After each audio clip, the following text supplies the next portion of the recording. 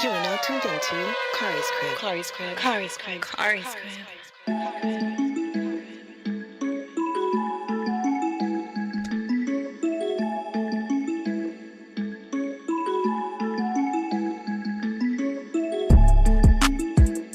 What's good and Tim pretty people?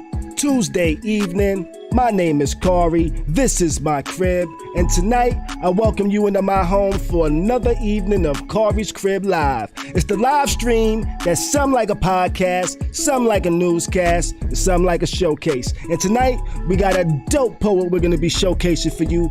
Georgia Peach. She's going to stop through the stream. She's going to join the chat. She's going to perform to us this evening. Perform for us this evening. I don't know what the hell I just said, but it wasn't the proper way, but you get what it means, what I meant, what I say. I don't know. Tongue twisted not time tonight. But we got some dope topics we're gonna be going over. I'm not sure if they're so dope. They're interesting. They were interesting to me. So I think they'll be interesting to you.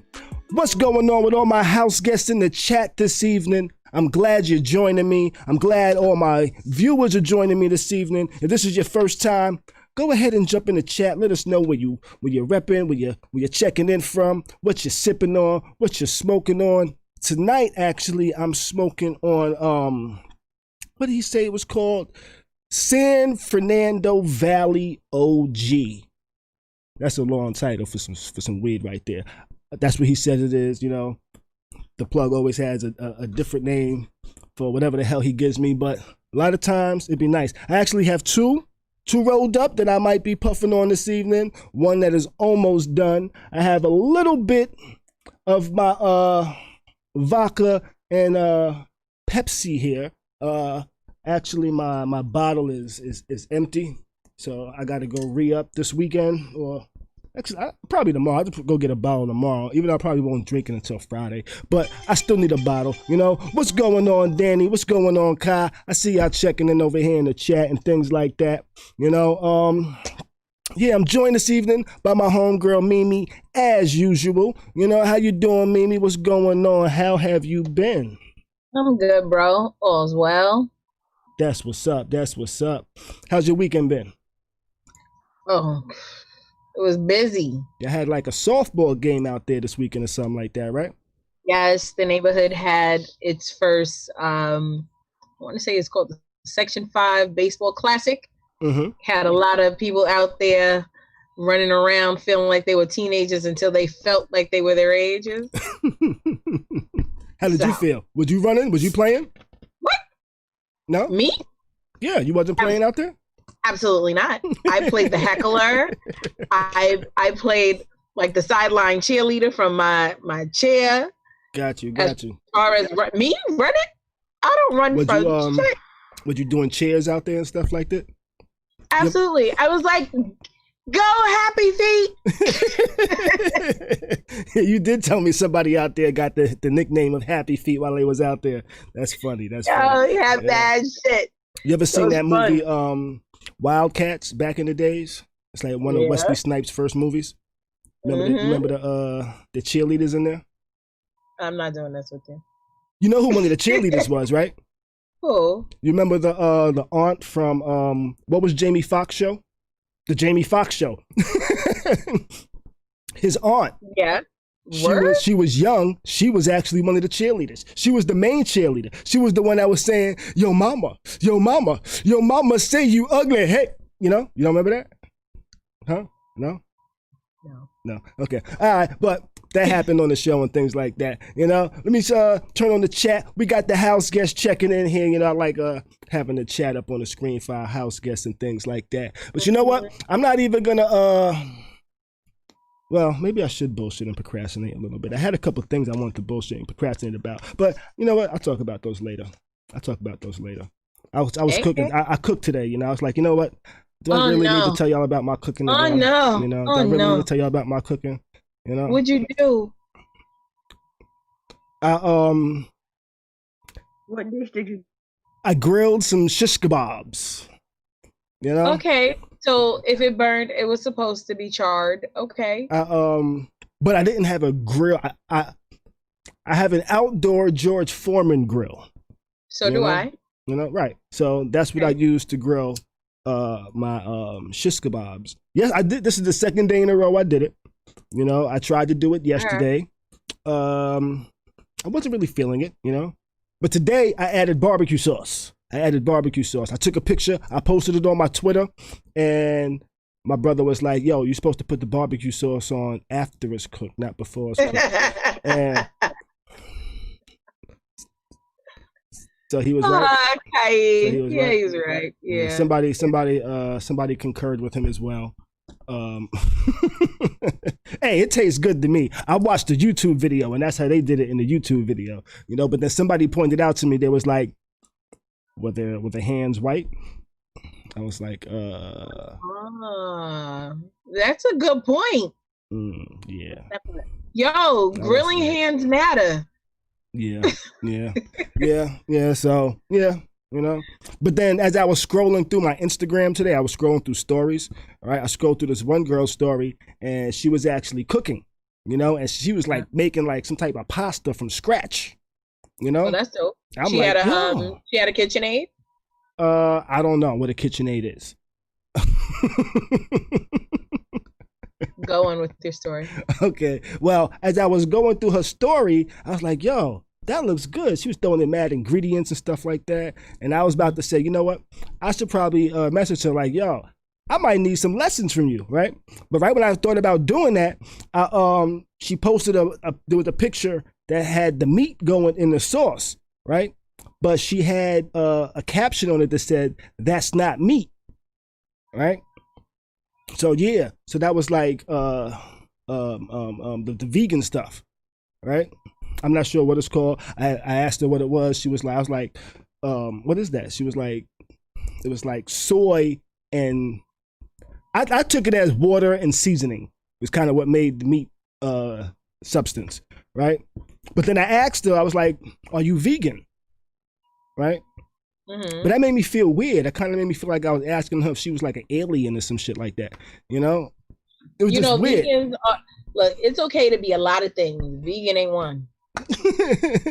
But then she said, no, she's not vegan.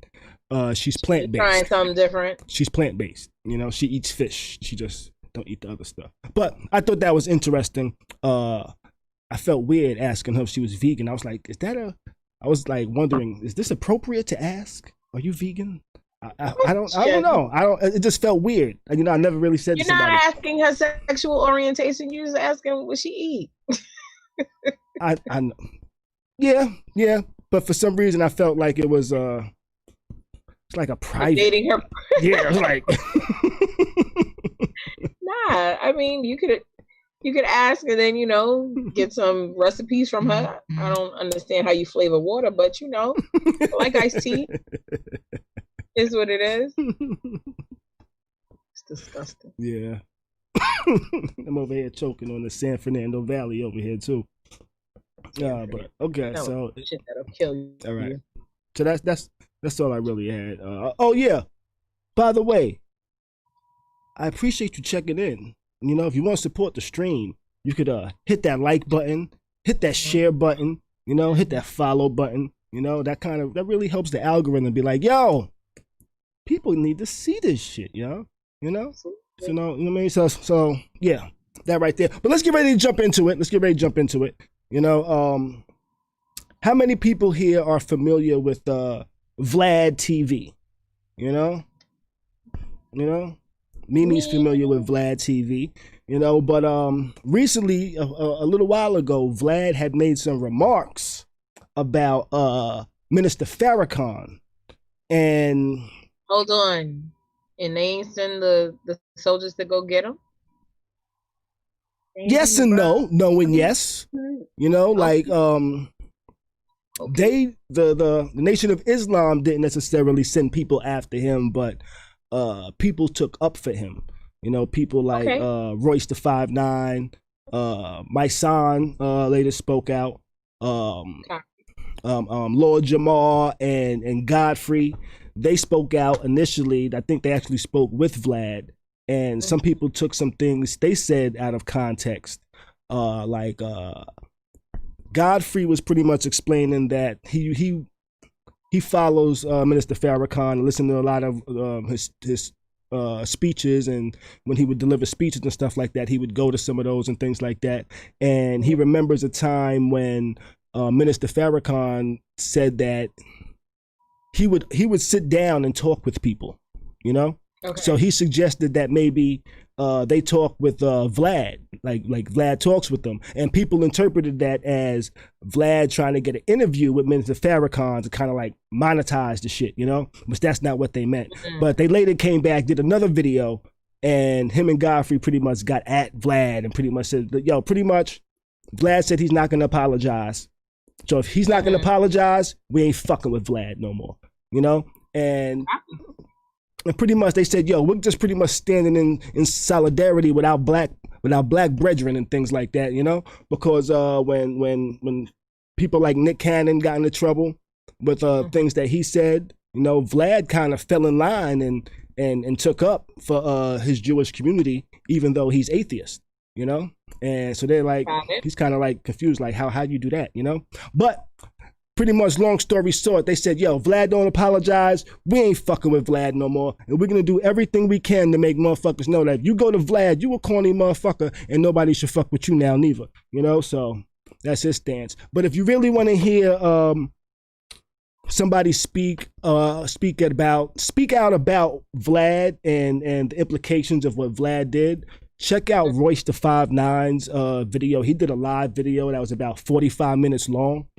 And he had some very good points and things like that. I actually watched the whole thing. You know, Mimi making faces like, I can't watch all of that. That's too long, you know? But yo, if you That's what Janae is for. You know, I don't do all that. I'm like, give me the cliff notes, bro. But if you are interested in hearing what Royce had to say, he made some very good and valid points, and if you're interested in that, you might want to check that out, you know? So yeah, that's that right there. And being that we in hip hop and shit like that, I guess we hip hop because it's Royce and Lord Jamar and shit, and necessarily Vlad. Let me turn this down. I'm sorry.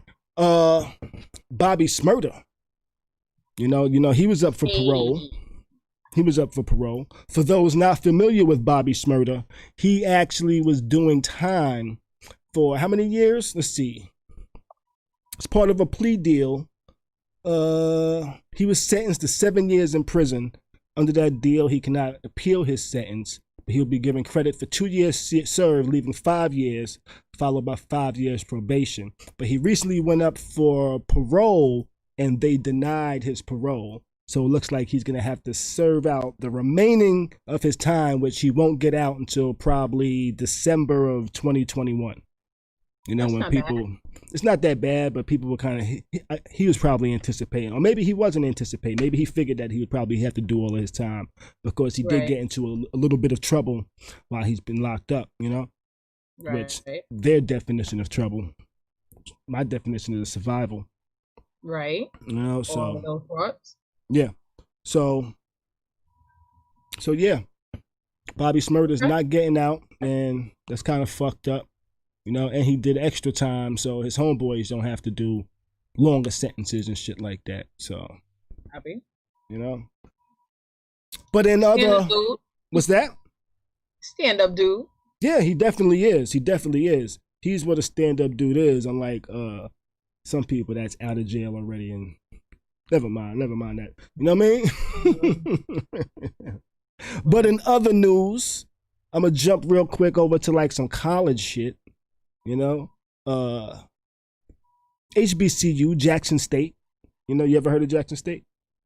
Of course. You ever watch Jackson State football? Sure don't. Sure don't? Okay. I haven't really watched much Jackson State football neither, but it seems like Jackson State is getting a new head coach. You know who the new head coach is? You told me. Tell everybody else. The new head coach is Prime Time. Must be the money. Must be the money. You know, Deion Sanders. He is the new head coach of Jackson State, which I think is kind of now everybody cool. will know about Jackson State. You're damn right. But you know what's wild? What's that? He's the 21st head coach of Jackson State. Yep, the 21st head coach. He was number 21. You know, this like falls in line. So I wonder if somebody said, you know what, this would be our 21st coach. Deion Sanders was 21. Maybe he'll want to be our coach. You know, because he's never coached shit. I don't think. Maybe Pee Wee football. So. You know, maybe Pee Wee football or something like that. But you know, I don't know. What's your thoughts on that? I don't follow football like that. You don't follow football like that? Nah. I haven't followed football in a minute. Like, of course, the Giants are my team, but I haven't really. Once we canceled football, I never got back on. Like, I feel you. This has actually been my my first year watching football since like the whole shit happened with Kaepernick and all of that. You know, so I haven't watched football in like 3 years. But I watched some of the game on Sunday. Okay. Wait, Khary in the chat said, I'd be offended if they only picked me for coach because my number was 21. Hey, they picked him. How? Hey, you know what? Hey, he ain't never coached before. What's he expect? Or maybe he said, hey, y'all, that's 21. Maybe that's a good thing, you know? It was kismet. I don't know. It was meant to be. All right, but staying on football, this Sunday there was NFL football, you know, and the Falcons played, right? Not only did the Falcons play, the Falcons lost, right? Okay. With 7 minutes left on Sunday, the Falcons led the Cowboys 39-24. Okay? The Cowboys scored. They scored again, recovered an onside kick, kicked a field goal, pretty much got 16 points in 5 minutes, ended up winning the game 40-39. Right? Okay. Which, that's a crazy comeback right there. But the thing that's wild about it is over the weekend, somebody bet $35,000 on the Falcons to win. 35,000. 35,000. With 3 zeros. Yes, with 3 Happy. zeros. And they lost. They lost 35,000 with that crazy comeback. You know? What was the spread? How much would they have won? It was like negative 3,333 was the line, the odds on the game, right? Okay. So with that much money on the line, he would have won $1,050. Yes. $1,050. Come again? $1,050. Khary's crib. Yes. Yes. He bet 35,000 so he can win an extra 1,000. You know, I guess he felt with odds like that, there was no way he was going to lose $35,000. Not for nothing. Let's find this dude. I know a bunch of kids on the block that can flip it. Okay. A bunch of people. Like, send me 500. I'll send you back 15. Yeah, one of them. Yeah.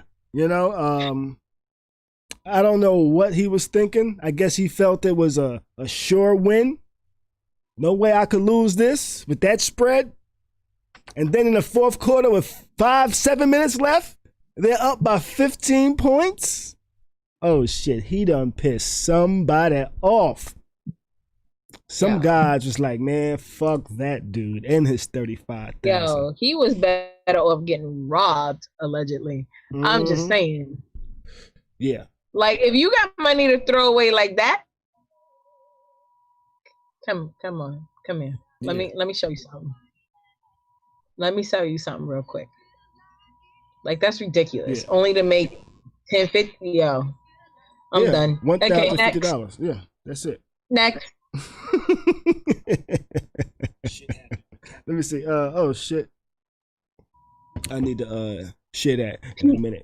Hold on, young boys P Cash in the chat said, "I'll rob him." I know it. Nephew, I know you would. I know. For way less at that. Do you hear music? I heard something, but it wasn't music. Let me Khary, you're absolutely right. I am not robbing anyone. I am a upstanding citizen, but I got people for that, okay?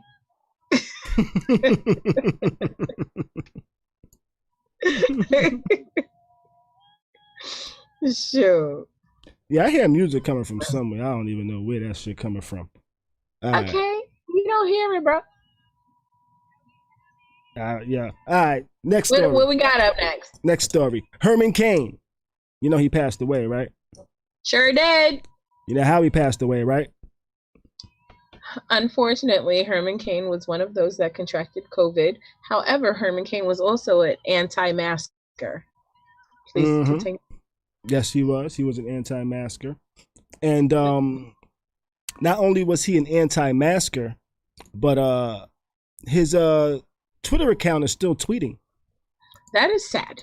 And this, not only are they still tweeting, they're still tweeting anti-masker stuff. You know, did you see that video recently where the guy got carried out, escorted out the school? He refused to wear a mask in like some type of school meeting. 2 police escorted him out. Okay. Yeah. There was I ain't mad at it. Yeah, there was a video where the police escorted him out, and the Herman Cain team retweeted how that was oppression. Okay, yeah, I hear this music, and people in the stream hear the music too.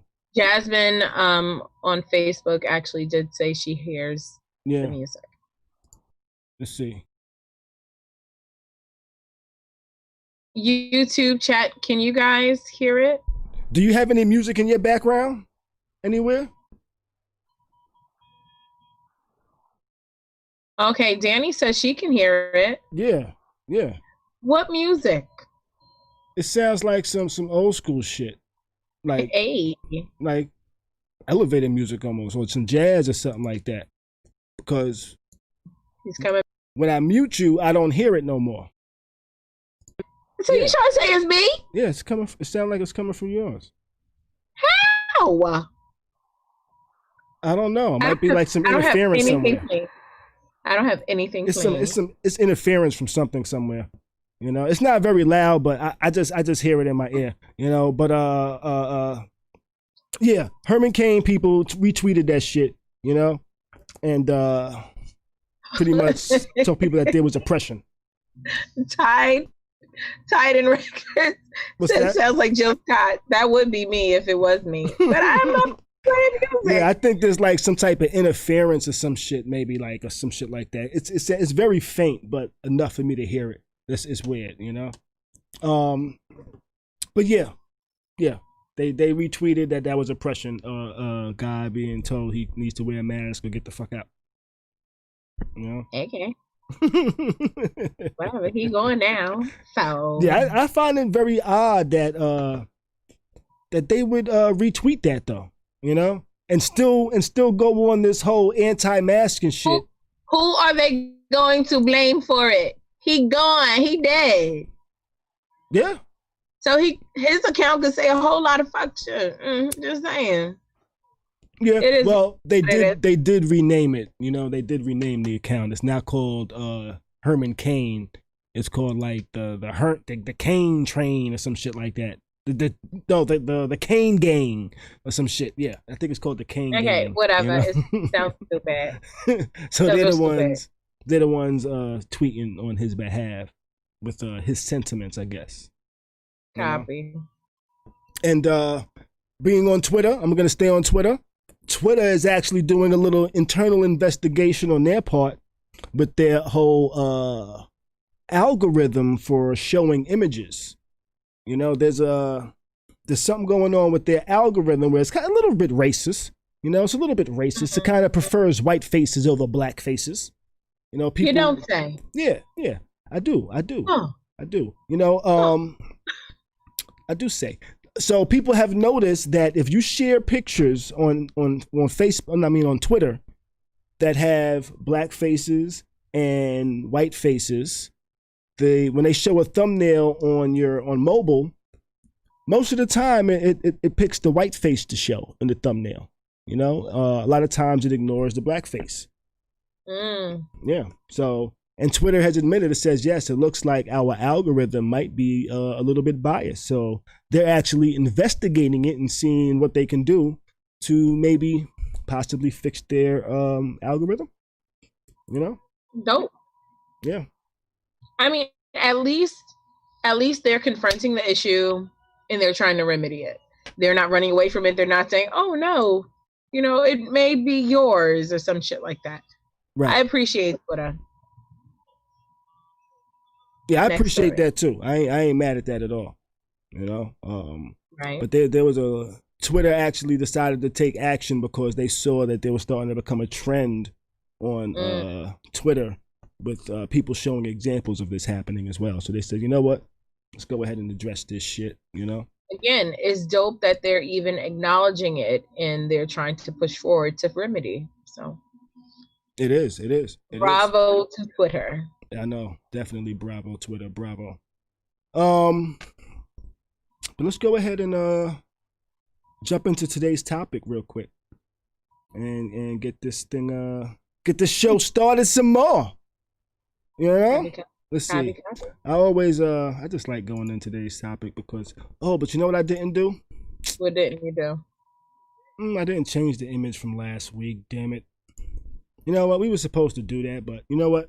We don't say we. Hey, we spoke about it for like 3 seconds, but in you know, earlier, and I was like, you know what, we got to pick a picture when we do the title and things like that, and you know, but hey, we don't necessarily need a picture. Put the words. I know. I have a day job too, so I can't focus on this fully, but I will. Let me get into this. All right. Today's topic. I'm not sure if anybody hears that. Today's topic. You love me, you love me not. You know, this topic here is kind of about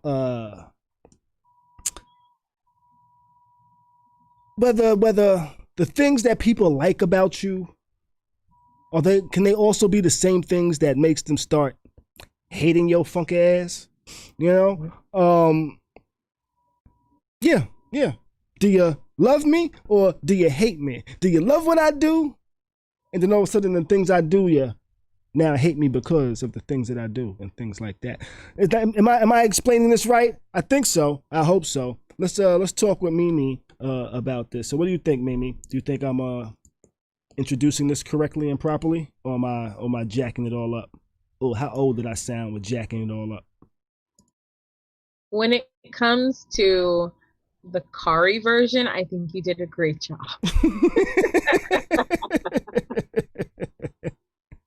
I might have did it. Maybe so. All right. But and I was yes, also... in the chat, Doggy54. What or okay? I'm sorry, Doogie54. Doogie, I like Doggy. Yeah, I know. You know, the dogs. State same things that make you laugh, make you cry, and this is very true. That's a fact. I'm making a couple of adjustments over here real quick. You know. Okay. All right. Well, you can make an adjustment and then show that for like 2 seconds. You know what? I was making an adjustment, and that kind of like just threw off my whole adjustment because right when you change that, everything changed positioning and shit like that. Are you serious? Yes.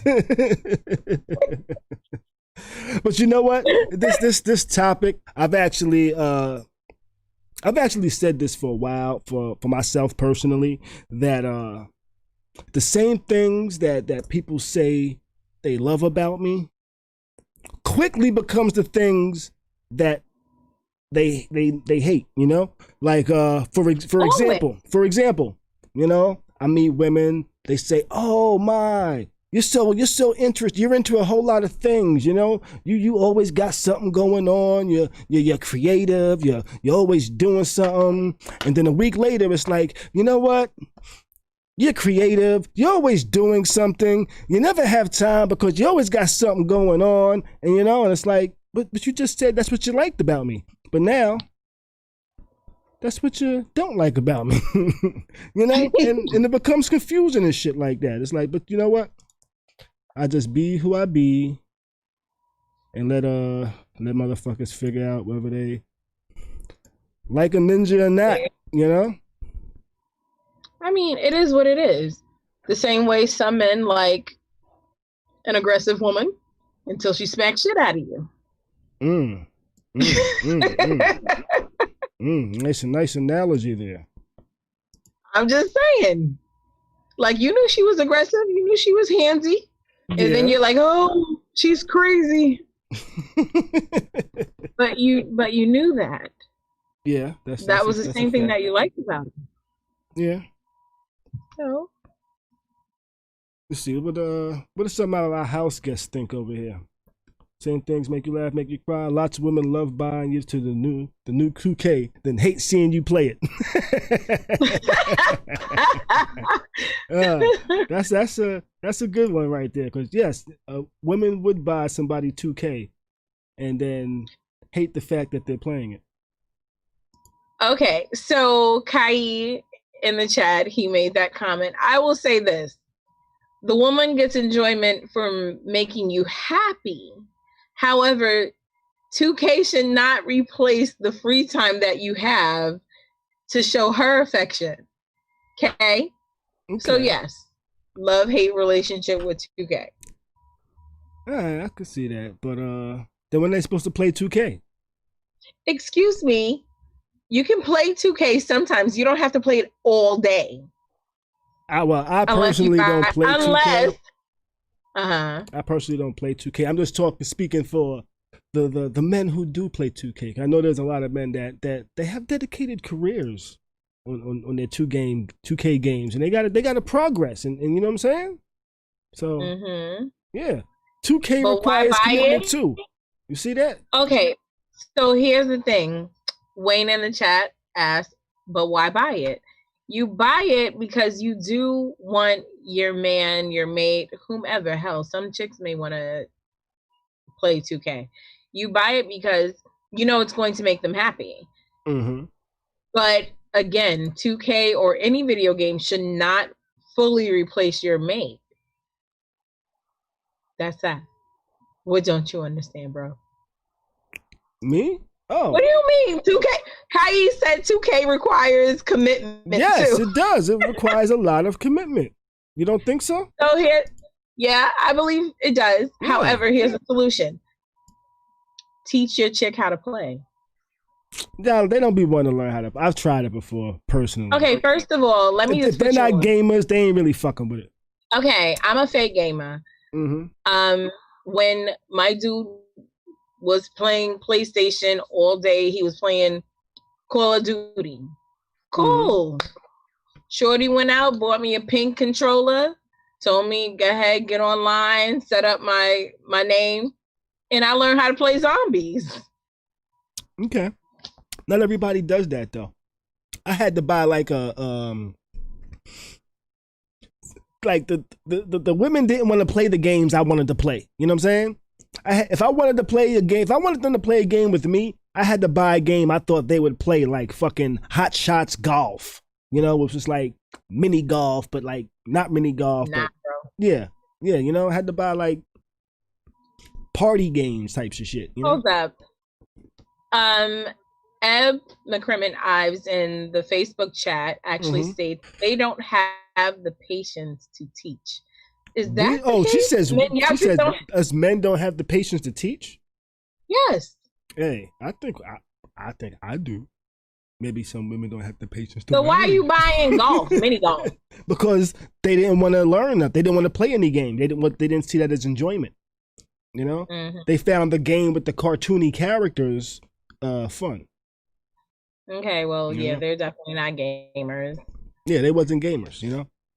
Okay, so Eb in the Facebook chat also mentioned she plays Call of Duty with her hubby. That's what I'm talking about. Yeah.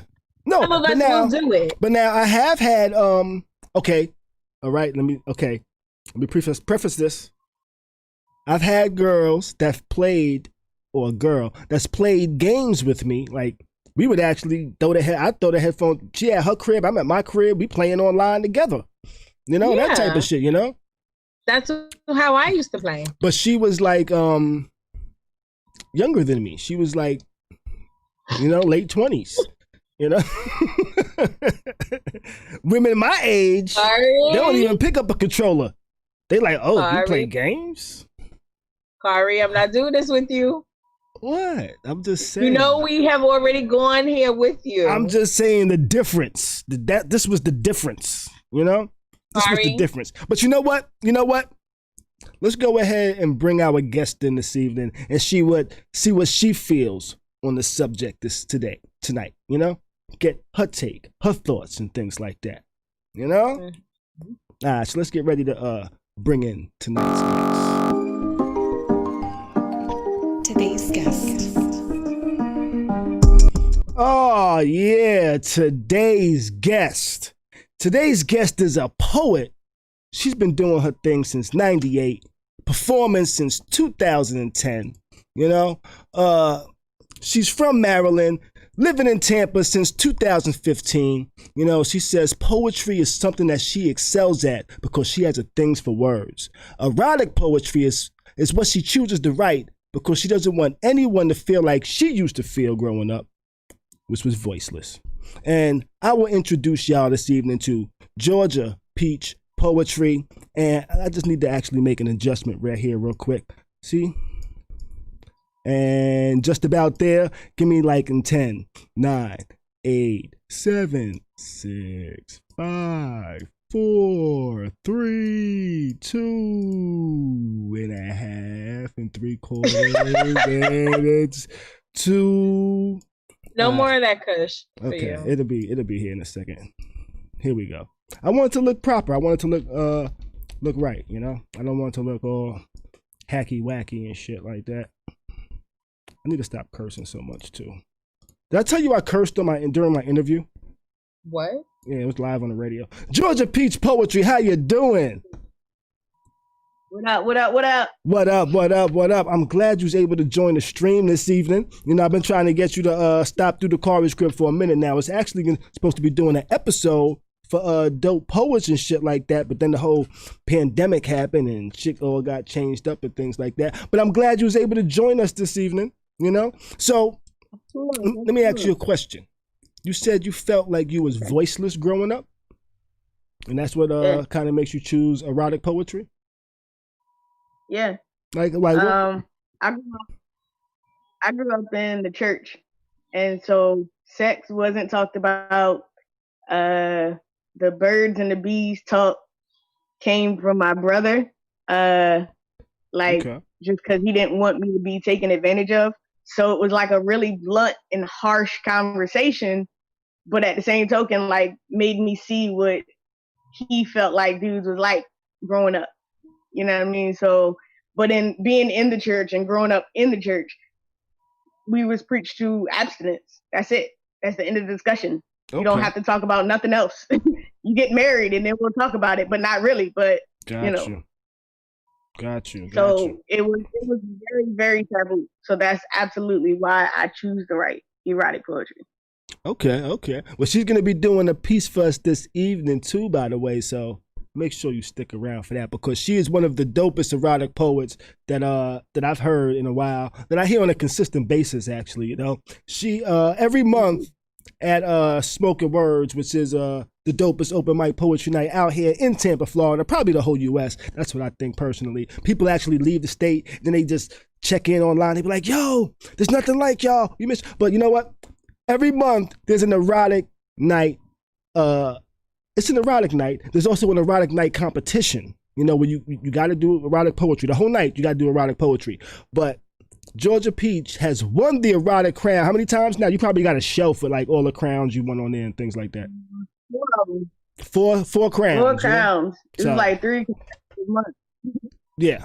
You know, back to back, you know, she does her thing, you know. So was you listening in to what we was talking about earlier? Oh yeah. Yeah, I just sat and listened to your whole podcast. Like, this is what y'all do. Y'all are funny. I like both of y'all. Oh, Funny. thank you. I appreciate it. I Yeah. appreciate it. So, what's your thoughts on the whole "you love me not" and the same things that they love you about, they now hate you about? Have you ever encountered this yourself? Absolutely No. encountered it. But they said, "I love your poetry," and then they said, "I hate that you do this poetry." Something like that. Yeah, real life. not even that I do it. Like, they love that I write erotic poetry. Oh my God, it's so dope. Oh man, you dope. But then when it's time to perform and like you have fans that come up and are always kind of in your face, or you know what I mean, in your DM, because my DM gets a little crazy sometimes. Like, Okay. it got a little bit rocky for a minute there. Like, I was asked to tone it down. I was asked to be a little more, as like, you don't understand. This is not gonna work out. So, you know, I mean, I try to compromise to a degree, but Okay. if you can't accept it, it is, then obviously, you know, we not gonna work out, because I'm not gonna stop. Got you. You know what? I actually I changed up what I wanted to do actually because of love and dealing with a woman. You know, I stopped pursuing something I wanted to do because I fell in love. You know, which was like a bad good decision, a good bad decision.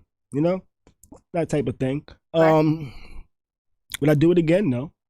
You know, that's probably why I'm kind of the way I am now, where I'm pretty much just I do what I want to do, and if people don't like me because of it now, oh well. You know? That's life. I mean, now that you say that in that way, I'm like, shit. I did change like my trajectory because someone wasn't supportive of it, which is crazy.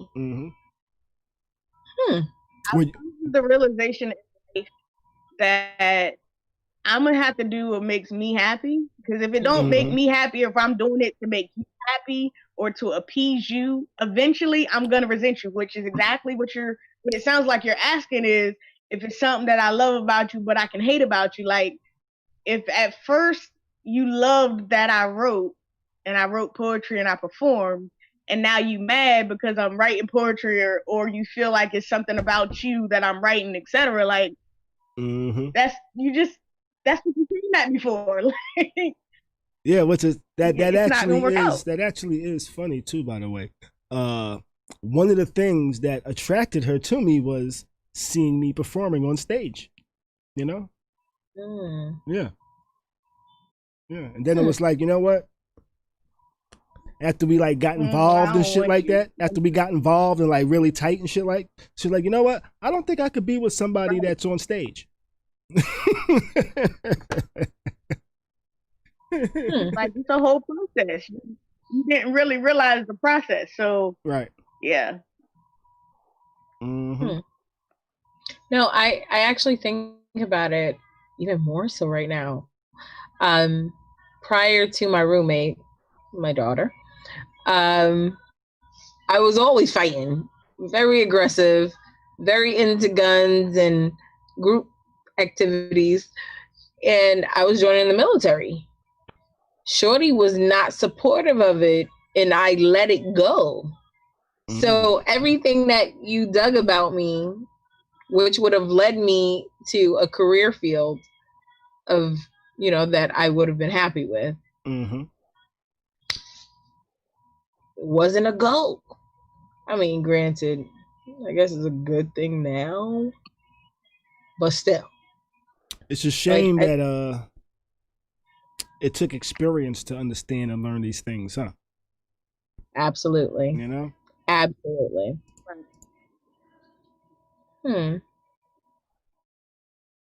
Hey, Tia in the chat is saying hello. She missed us.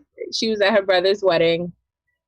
Yes, I saw her. I was about to actually mention her too, actually. How you doing, Thea?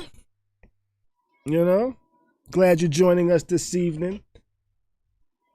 Danny says Grand Theft Auto is her game. Do you game, Georgia? Nah. No? I tried it. I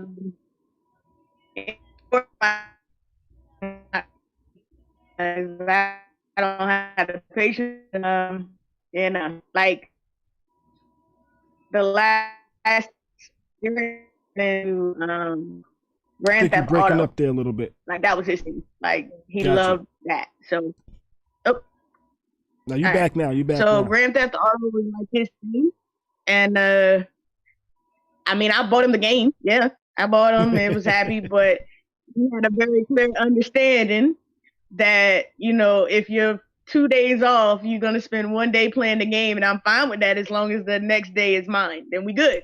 And I don't have no problem compromising, but, you know, if you only got 2 days off a week and both days you on the game for, you know, 12 hours, that's not going to work out. Right. We're going to have to do something a little different.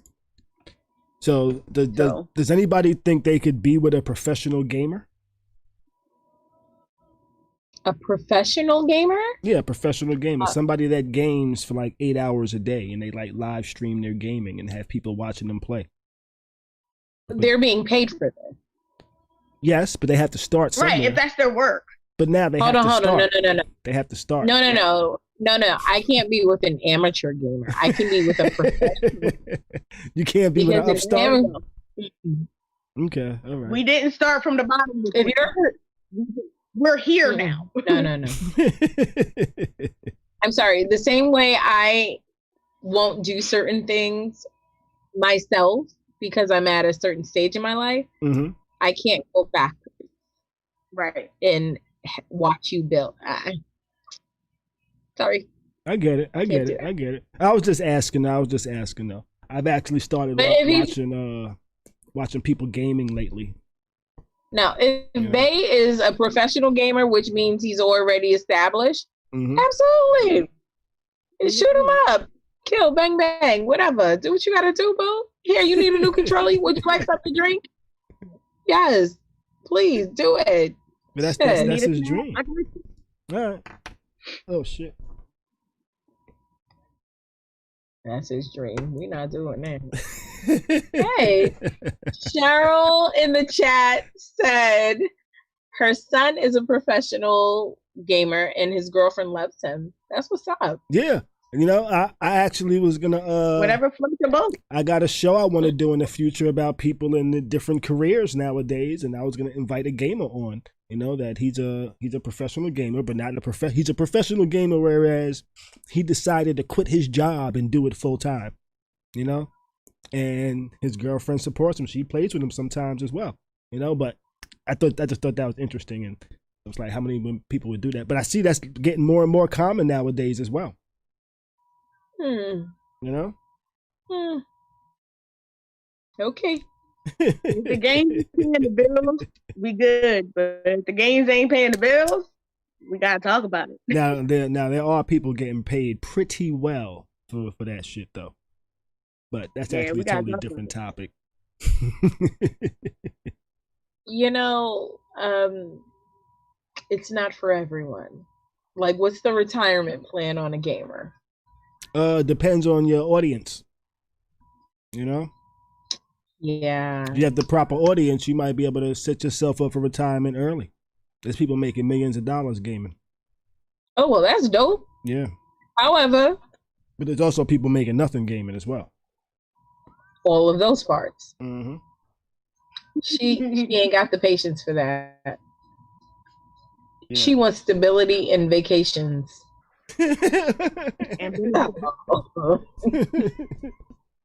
So am I allowed to go to the doctor and have a little card to swipe, or do I gotta budget it? Like, that's what we talking about.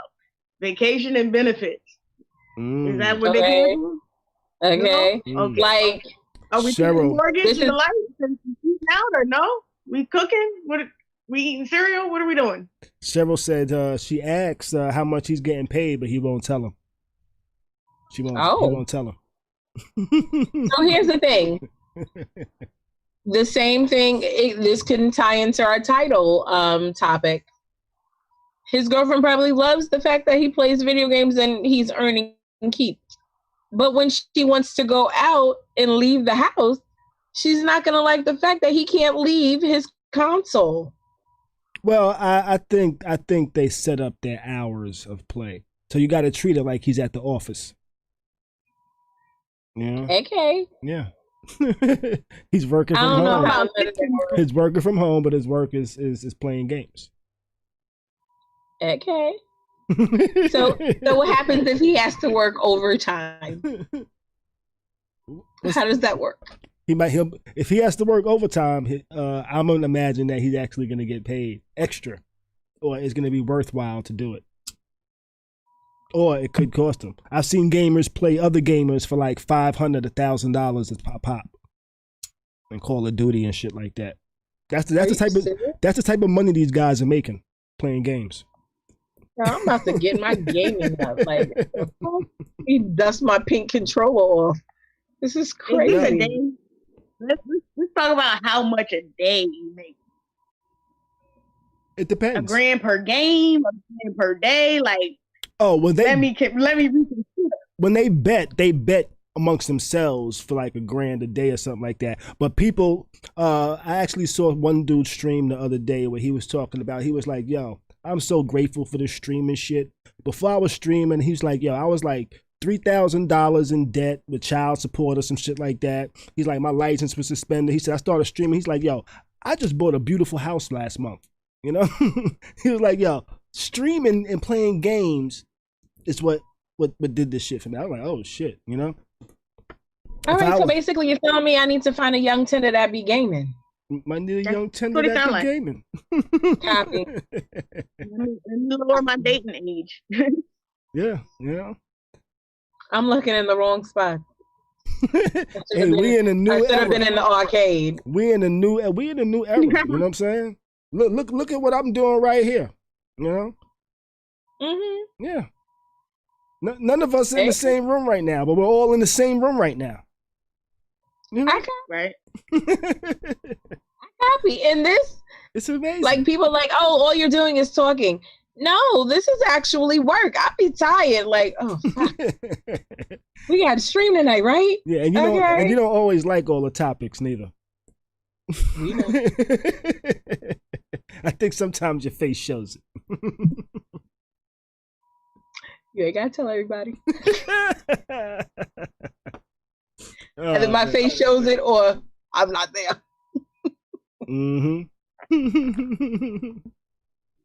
So his studio looks like a TV station. Yeah, my area, I got multiple monitors over here. I got, 3 monitors over here right now. I actually want to add another one. I ain't doing all that. I'm like, I stream from my bedroom, okay? Mm-hmm. And when my roommate isn't here, I go in the living room. I refuse to set up my office for all of this. I love y'all. I do. I think I actually have screenshot pictures of the setup here and shit. Oh. On the Khary's Crib Instagram. I know Wayne. My face sometimes tells Wayne did say, Wayne did agree. You know? Whatever. Says your face says it all. Whatever. Thea says she saw the interview on Saturday. I appreciate that. Yeah, I had an interview on Saturday that I actually live streamed. Some of y'all did join me. Some of y'all checked it out. You know, it was interesting. It was fun. I cursed during the interview, like 3 minutes after he told me, "Hey, we're on the radio, no cursing." I was like, "All right," and I was talking, and I just said like shit twice. And he was like, "Yeah, remember we're on the radio." And I was like, "Oh shit, my fault," you know. But I didn't say shit. I didn't say shit a third time. And but then after that, I was able to keep my composure and not curse anymore. But I thought it was a good interview. I thought it went well. Then we hung out here in the channel. You know, we played some music, listened to some music. I shared my business time playlist and shit like that. It was fun. We had a good time. Y'all know what business time playlist is, right? Yeah. Do they know what the business time playlist? Yes, they do now. It's the erotic time playlist, you know? So with that being said, would you like to go ahead and get ready to perform, Georgia? That works. All right, cool. So let me get this set up so you can go ahead and perform. You know, so we're gonna have Georgia do her thing. I'm gonna get the screen set up over here so that y'all can hear this dope poet do her thing this evening. It's gonna be fun. This is Georgia Peach. You can find her on Instagram at Georgia Peach Poetry, and I give you the stream.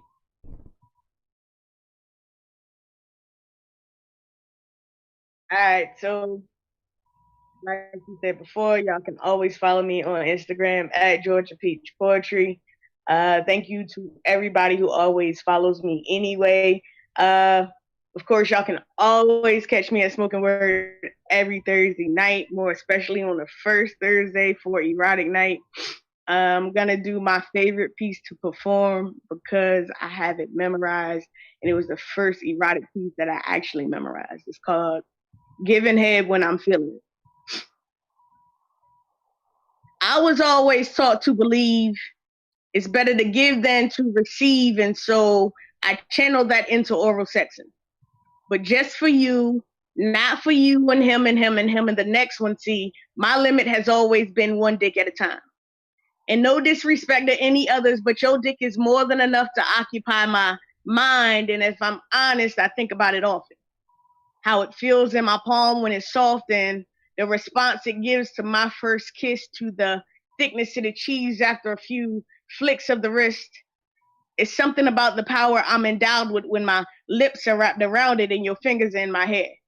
On the journey to get you there, and as you grow harder between my jaws and my nails are lightly tickling your balls, I find myself pleasured from your pleasure.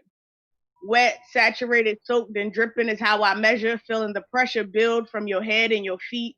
Enjoying the combination of sloppy and neat, and when your knee buckles and your breath is baited, I'm that much more aroused and elated because I know in the next moment you'll nut. And I'll swallow that with ease, but I'll keep going till you force me to the bed. Because it's nothing like the feeling I get from giving you head, and when I'm feeling it, I want what I want. Ain't no sense in wasting time when I got one thing on my mind, and no, it ain't a Miguel special. No WWF leg dropping, I'm trying to for real wrestle and not just scratch marks and hickeys. I'm not a Bic in a Newport, you can't flick me and stick me and hit me. I'm more like food for the soul. And I'm trying to fill your lips at every hole. One taste of the peach and I'll be your favorite place to dine. Counting the ways to please me from 1 to 69, and I want more than just my clit to be sucked. I want to feel like my whole body's been fucked, from my hair follicles down to my toenails and every place in between. And I ain't trying to sleep long, because reality should be better than the wet dream where you come harder each time. And I might be the poet, but I'll fuck around and make you rhyme with the emotions that you'll feel. Ain't no snack over here, bitch. I told you I'm the whole meal, so stroke faster and smack harder and love stronger, because that shit makes me come longer. And when I'm feeling it, I want what I want. So just give me the dick. Thank you.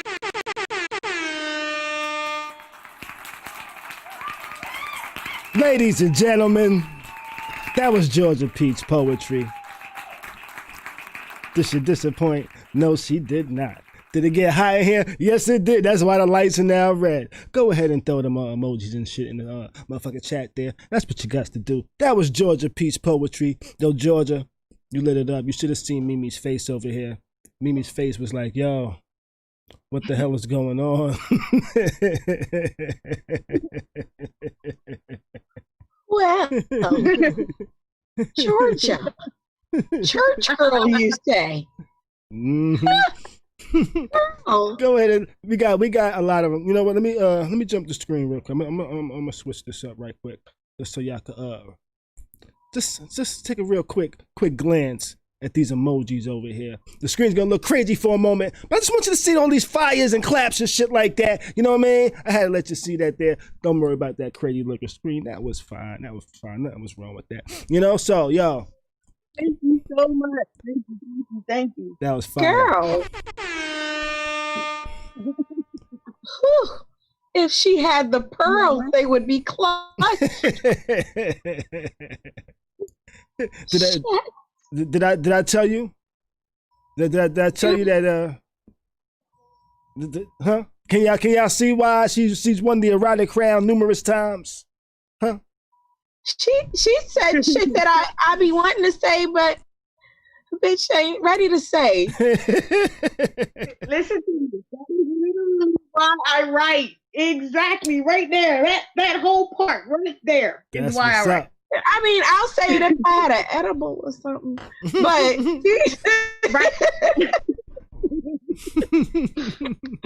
well then, when I want to start going crazy, I'm be like, hold on a second, I got to call Georgia. Georgia, what should I say? Yeah, she could be your I got you. seduction guide, huh? Shit, Georgia, what kind of virtual phone sex you be having? Cause girl, None none at all. None. Georgia, I'm about to get you a red phone because you need to do phone sex. A red phone? A red phone. Yes, I said what I said. Okay. Georgia needs to do phone sex. She needs to do all of that. Yeah. I appreciate that. I'm definitely apparently in the wrong whole business for real, but I'm getting to it. Girl, you can be charging $3.99 a minute. I'm not sure if Georgia sees some of these comments here. You know, some of the comments says, Wayne says, Georgia Peach is my wife. She doesn't know it yet, you know? Ooh. Cheryl says, Khary, you were right. You should have her on here more often, you know? They feeling you. You're feeling you know? I appreciate that. Khary, all love, I definitely appreciate it. Khary says that was awesome, you know? Mm-hmm. We got a bunch old snaps. Preach. Damn, we got some of those. We got snaps, you know? Okay, Georgia. Yo, they feeling you, Georgia. They feeling you, you know? That's what's up. I appreciate it. Nah, chill. We need to get clips of Georgia for Friday when we do Freaky Friday. Mm-hmm. Yeah, and just let her open up the segments. Got you. Got that. Like that. what she said. Mm-hmm. Now. Wow. Thank you. I'm over Georgia here. got me about to call somebody. Like, hold on. Can you replay from this point? That's that OG. Oh God, Khary. Hey, that's that OG. You know, Wayne says, get that red phone, Georgia.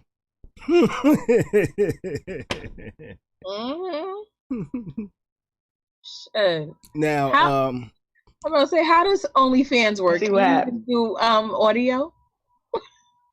I don't know. They might, you know.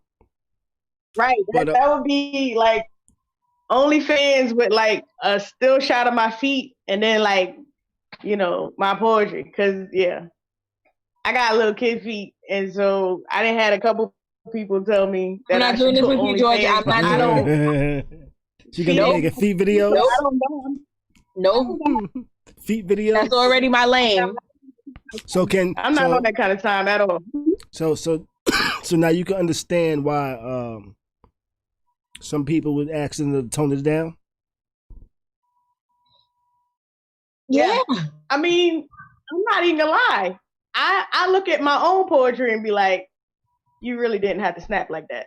And that's not me tooting my own horn. It's when I hear it when you sent me the clip about the piece I did a couple months ago, I forgot all about that piece. I was like, it really was a long day. So, all right. What goes through your mind when you're writing? Well, obviously the dick. But what's what's your process?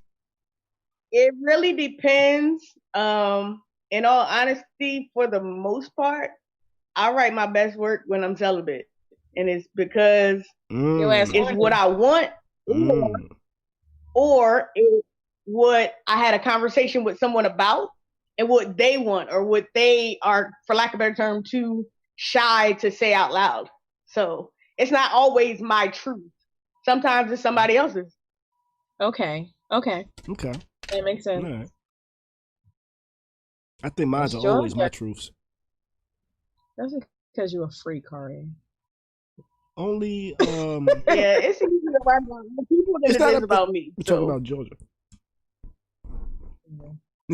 much easier.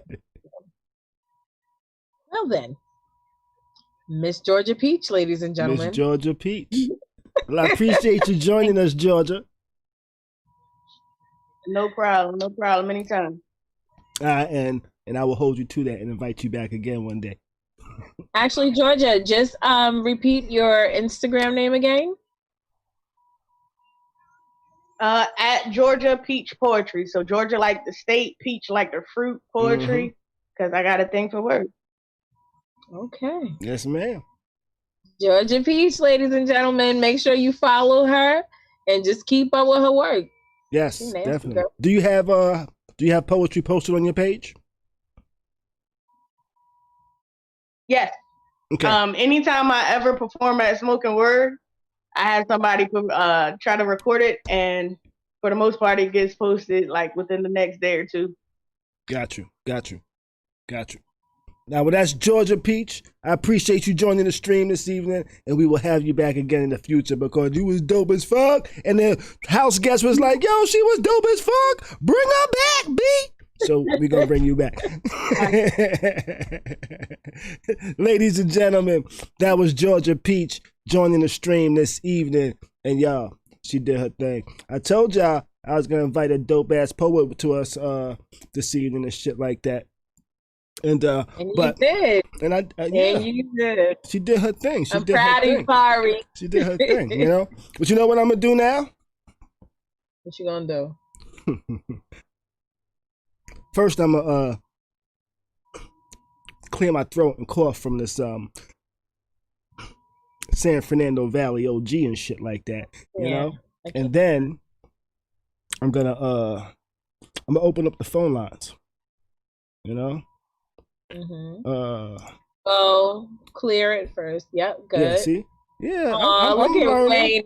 I'm learning, see? I'm so proud of you, Khary.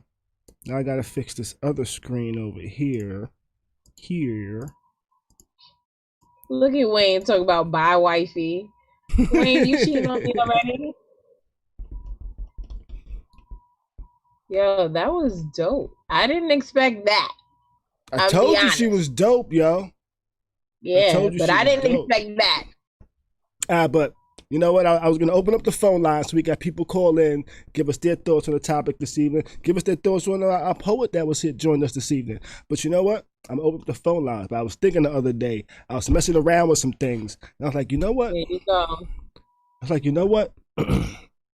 Maybe some people don't know how to, or some people can't see the phone number, you know, or they don't hear me say I open up the phone line. So maybe I should come up with my own little phone line coming on intro. So I thought I might do like a little intro ditty for the phone number. What you think? Not a ditty. A ditty? Yeah, it's a ditty, you know? It's a ditty. So I got the phone lines up there, right? And the ditty's gonna be like, you know, oh, that's the beat for like when I'm introducing topics and shit like that, right? Let me you know what? I gotta do something. Wait. I gotta stop that. I had it coming through my ears improperly. I was like hearing doubles and shit like that. I gotta be on when I do it, you know? But yo, the phone lines are open. So if you want to call, there's a phone number you could dial, you know what I'm saying? You could dial 813-559-3339. What? You can hit your cell, dial my line, tell me what's on your mind.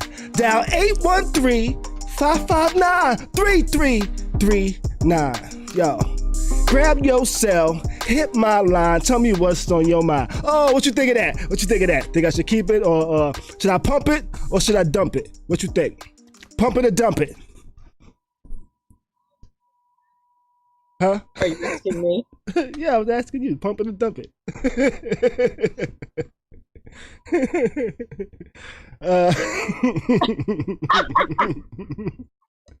Huh?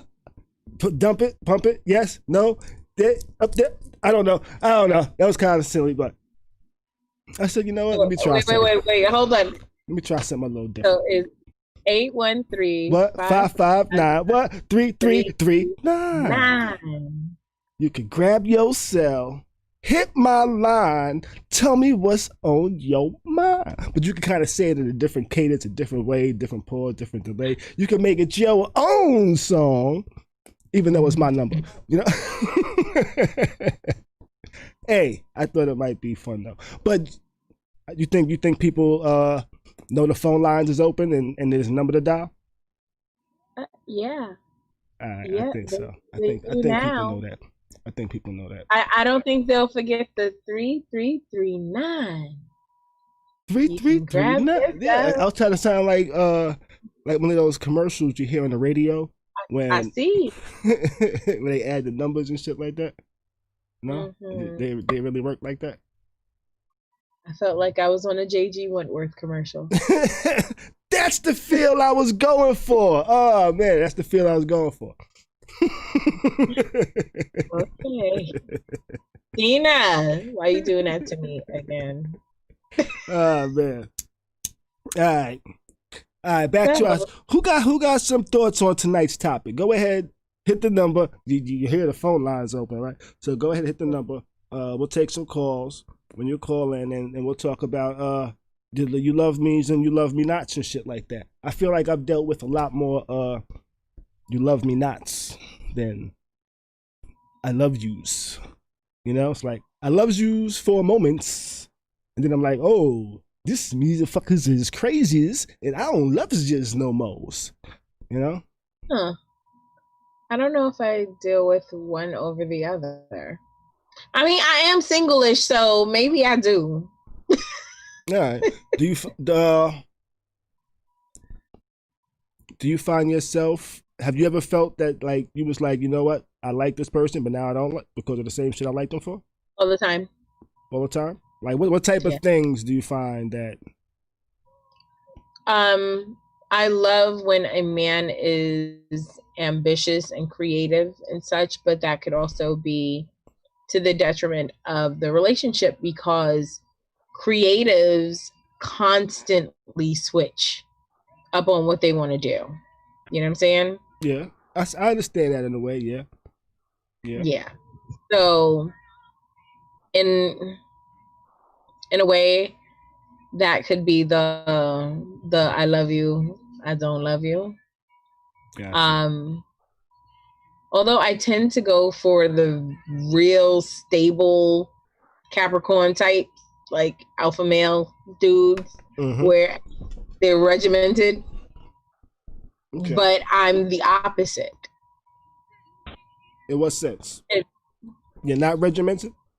No. Like, I mean, to a degree. To a degree, because, you know, I'm also a creative. I can be doing anything. Okay. You know so what? Go ahead. I think I feel you on the regimented shit. Like, I'm gonna go with the flow. To balance you. I'm gonna go with the flow type of person. You know. So I'm more of a hey, let's go do something right now instead of hey, let's plan something for next week. You know. So that's the type of person I am. So they like that I'm spontaneous, but hate that, oh, you're spontaneous about everything. Right. Like me, I love surprises. I love spontaneity, but I also want you to plan. Like, I don't want to, you want to go out? Sure. We get in the car. It's like, okay, well, we're going to drive for a little while. The fuck? Yeah. I'm going to figure out in my head where we're going to go to eat as we go in to eat. You know? At least you figure it out. And you aren't putting all the onus on the female. Like, where you want to go to eat? Because you already know the answer is going to be, I don't know. Got you. Yeah, definitely. That's why I have options in my head, because that's why it's like, might go this place, might go that place, might go this. This place got fish, this place got steak, this place got ribs. You know? Right. Like, I love for a man to have a plan. Like, please have a plan. Right. It's just, I need structure. Got you. I like Yeah, it. I'm more of the let's go out of town this weekend. Ooh, I like that too. You know? That's type But of shit. I like that too. But I'm not the let's plan a trip in 6 months type of person. I'm not sure what I'm gonna be doing in 6 months. No. Now I hate that. Because I'm also like, you might not like me in 6 months. Right. Cheryl, I dated a musician. I loved him because he's really talented, but I didn't like when he went on the road all the time. That's why we broke up. We're still friends though. Structure Beautiful helps us Thea. feel important, is what Thea said. Yes. And you know what, Thea? I never thought about it that way. That's the psychologist or therapist in you just feeding us these gems. But you're right. Like if you plan something, it shows that you're fitting that person in a way. You know what I'm saying? I need that. Okay. So, first ex-husband, if you are watching today, I need that. So yeah. First ex-husband. Plans and goals. House guests. I see there's quite a few of us in here today. Make sure you like, share, and subscribe, please. Definitely. And don't forget, I'm setting up the GoFund to buy Khary new pots and pans. I don't need pots and pans. I'm using my George Foreman grill. Thank you. Khary's gonna need pots and pans, and we don't want him any more rice in the bag. We know what happened last time. Yeah, I'm gonna boil it from now on. I'm gonna set First the of timer. all, let's just get you a rice cooker. What's a rice? That sounds like a lot of cleaning afterwards. Actually, no, it's not. You throw the rice in there, you put the water, and it just cooks. The part of cooking I hate about cooking is the cleaning up after cooking. It's like fuck. You know how messy my kitchen has been. You know how many days it's been messy right now. And when I say messy, it's not like shit's all over the place. When I say messy, that's exactly what I mean. Shit's all over the place. I got like 4 pots on the stove right now. I got a box on the counter that's empty. I got a cutting board that still has stuff that I cut on it. From lunchtime. Okay. That's the part of cooking that I hate. What? I can be messy, but one thing I cannot play around with is the food being left around because I am super afraid of bugs. Okay? Right. If I see a cucaracha in my house, I may have to throw everything away. See, Wayne feels me. I'm not the only one. Wayne, can you cook though? That's the important thing. Can you cook? Because we know Khary can. I'm going to learn. I'm trying to learn. I'm watching YouTube videos. And I'm trying to help you. I'm trying to get this GoFund so you can have cooking classes. If we're going to start a GoFundMe for cooking classes, I'd rather start a GoFundMe for a chef to come cook for me. We're not doing that. We're not doing that.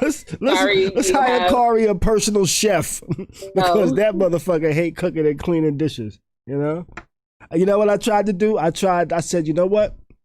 I'll just do like the TV dinners, in the store, like the little quick meals and shit like that. Every single one I tried was disgusting. I'm about to say, do you know how much sodium is in that? Every single this taste, sodium is like salt, right? Why did it taste so unseasoned? Huh? If there's so much sodium in there, why is it so unseasoned? I don't know. He said he said he can cook because he was raised by his grandma, I bet your grandma didn't teach you how to make tacos. That's a meme I saw recently. They say, nobody's grandmother made tacos. I was like, you know what? My grandmother never made tacos. My grandma did. Your grandma made tacos? Yeah, my aunt made tacos. My grandmother didn't make tacos. We used to go over to my grandmother's house. She would make home fries and hamburgers, like dead ass. Okay. And we would have a game night. All right. My grandmother made home fries. Yeah, my grandmother made like the home fries with like the onions and peppers chopped up. Yeah. Yeah. I tried to make those before. I burnt the potatoes, burnt the onions, the peppers was like super duper soft and shit like that. You know, it's like because when I first tried to take them out, they was like too light. And I was like, that's not what I want. That's the recipe said, do it that long, but it didn't come out like that. So I said, you know what? Let me put it in a little longer. And then it's either not long enough or too long. That's what happens with me. Not long enough or too long. Also, that's why they love me and hate me as well. You know? It's either not long enough or too long. Oh, I'm kidding. I'm joking. But waka waka waka. No, sir. No. I don't care. Waka. Nah, Wayne said his grandmother did taught him how to make tacos. Yeah. New age grandmas do that. Tacos have mad shit on it. What happened? I'm trying to think how we got to this when we was talking about the other stuff. How did we get here? Because I wanted to set up your GoFundMe. Oh, that's right. All right, so and I suggested regarding Georgia Peach and her dope ass poem. Yeah, she was dope. You know? I told you. I wasn't expecting that. And next week we're gonna have a dope ass poet next week as well. You know, we're gonna have a poet named Ja. Really? Yes. Coming out of Brooklyn, you know. Hey. She does her thing, yo. Nice. I don't eat very much fast food, Wayne, you know. I don't. I eat from restaurants like Longhorn Steakhouse and shit like that. Outback. Okay. That's not fast food. You're right. You know, that's not fast food. You're right. I eat at places like that. You win, because I'm about to say, Khary, you eat out all the time. I eat out. I don't eat fast food. Mm-hmm. I eat from restaurants that I hope is making me somewhat healthy food. You know, it comes with a vegetable, mm-hmm. It comes with a salad, it comes with some bread. That sounds healthy, right? Wayne said it's still fast food. It ain't fast if it's gonna be ready in 30 minutes. It ain't fast. You got a point, Wayne. I call them up. They be like, ready in 30 minutes. You got a point, Wayne. What about hibachi? Is that fast food? You know, like the hibachi spot? No. Yeah, I go there. I get like that's the takeout. I get that takeout. How do you get hibachi takeout? They cook the whole shit. They cook the shit. The whole experience. But you know, I only need the experience, but maybe 1 or 2 times. You know, you're gonna say egg roll. You know, volcano. You know, I don't. How many times I gotta see a volcano? How many times I gotta tell them no? I don't want you to squirt that shit in my mouth. You know. Hey yo. Right? Exactly. You know what I'm saying? Hey, I'm sitting there. Open your mouth. No, I'm a grown ass man. I'm not opening my mouth so you could throw something in my fucking mouth like I'm a fucking basketball hoop. Hell nah, man. Get the fuck out of here. You know, that's why I get takeout. Oh, shit. Feel me? Oh, shit. Okay. All right. That's a good point. Yeah. That's a really, really good point. Yeah, how many times I need to experience that shit? I took my kids a couple times, you know, and that's it, you know. They did that to my son one time. I think he almost drowned and shit. You know when they squirt shit in your mouth? He was young. He didn't know how to do it. First of all, watch your mouth. I don't get shit squirted in my mouth, okay? Maybe that's why you're single too.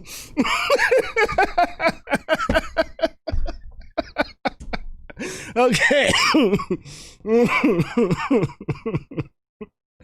All right. Mm-hmm. So this stream is over.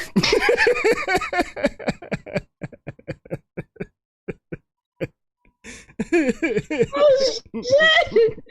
Fuck you, Khary. I'm sorry. I don't care. It's the San Fernando Valley OG. You know. I don't care. Maybe it's true. Oh man. I am not into catching kids. I'm sorry. Oh, man. So I don't even like kids.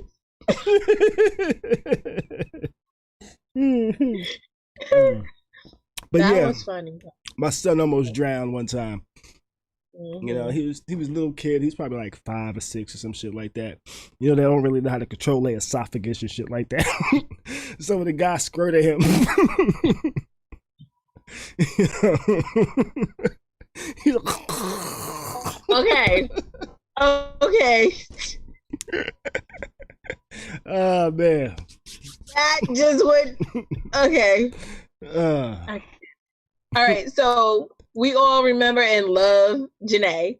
Why were we discussing fellatio? And she tried to tell me about deep throating or whatever. Why am I whispering like y'all not supposed to hear me? But like my mama around. So she was trying to tell me about deep throating. I'm like, I don't do all that. I can't do that. And she's like, really? I'm like, no, it's really. Like, I'm not making this up. Wait, story time. Story time. I need a fucking music for that. Story time. She's telling me, she's like, so she used to be obsessed with watching, I think Howard Stern or some shit. And there was a woman on there and she was like just taking everything in the mouth. And she explained the science of deep throating. I was like, the science? The science? Yeah, I think there's a science. I don't know personally about myself, but from people doing things, I think there's a science. Some people understand the science, some people don't. So, what you mean true facts really mean me? Wayne, yes, really. Jesus. I am the conservative of us. Shit. Whatever the case. She said when doing that, you have to obviously relax your muscles and breathe only through your nose. I was like, what? Okay. How does that work? She's like, you have to try a couple of times. Like, yeah. I was like, because my gag reflex is horrible. Of course, I remember Superhead. Corinne Stephan, she's still around. But still dating Nay was saying, you already know. Nay was actually telling me how to deep throat. I was like, oh, interesting. Don't know if I'll try that. Some women have amazed me before. I was like, oh, wow. Yeah. I'm like, it looks painful. It was like, I was like, well, damn it. How did you do that? I didn't think you could do that. That you did that. And I'd be like, I like that, you know? I'm like, how you make the whole shit disappear like that? They'd be like, you're still alive? What? How did... Oh my God. Right. Oh, thank goodness my roommate is. It's not always comfortable though. It's not always comfortable though. You know? Is that seriously? It doesn't always feel good. It doesn't always feel good. At least me personally, you know? I don't tell them to stop because it don't feel good. I'm like, that's how you want to do it. Now, go ahead and try it. You know, let's give it a shot. See if it might be a different experience this time. You know? But I don't say, you know what? I don't really like you deep throating me like that because sometimes I do, but sometimes I don't. But if it's one of those times I don't say, you know what? Not this time. You know? So, because if I say, you know what? Not this time, you know what? That might bother their ego and they might not want to try it again or do it again. So wait, is that you left me not? What's that? Is that a time where I love you or you love me not? Not really a love me not time. I'm just saying, if the bitch try to deep throat and you like, that's kind of uncomfortable, she just keep on doing it like she's a guzzler. And, if it's continually bad, yeah, that could become that'll definitely be I love you not. You know. And here she is thinking that she 5-star with it. No. If it's just bad, I will try to help you improve by like guiding and saying things. I can't believe I'm actually even entertaining this conversation. How did we get to this conversation? I don't know. Yeah, I don't know. I feel like it's my fault. I'm pretty sure I broke It's Tuesday. You know Okay, that, let right? me draw. You know? Hi, house guest. Georgia Peach stopped through. That's what happened, huh? You gotta save that shit for Friday. That poem kind of worked you up, you know? She was busy on a Friday. Tuesday was her available day, so that's why I asked her to come on a Tuesday. You know? Same thing with Ja. I'm not Ja, she does poetry as well. She might do it erotic. She does erotic poetry too. Okay, so between Georgia Peach this week and Ja next week, there's probably about 8 erotic crowns between them. Oh, that's dope. Yeah, you know. So, you know who else has won erotic crowns before? You. No, I actually haven't won an erotic crown. I don't really compete in the erotic crowns. You know. Here we go. No. Oh man, Nikolai. Oh, Nikolai's won erotic crowns. You know. I can see that. He's won erotic crowns as well. You know, I be having some dope poets come through here, yo. You know, they be dope as hell. You know. Okay. So we got off the dick topic. Good. All right.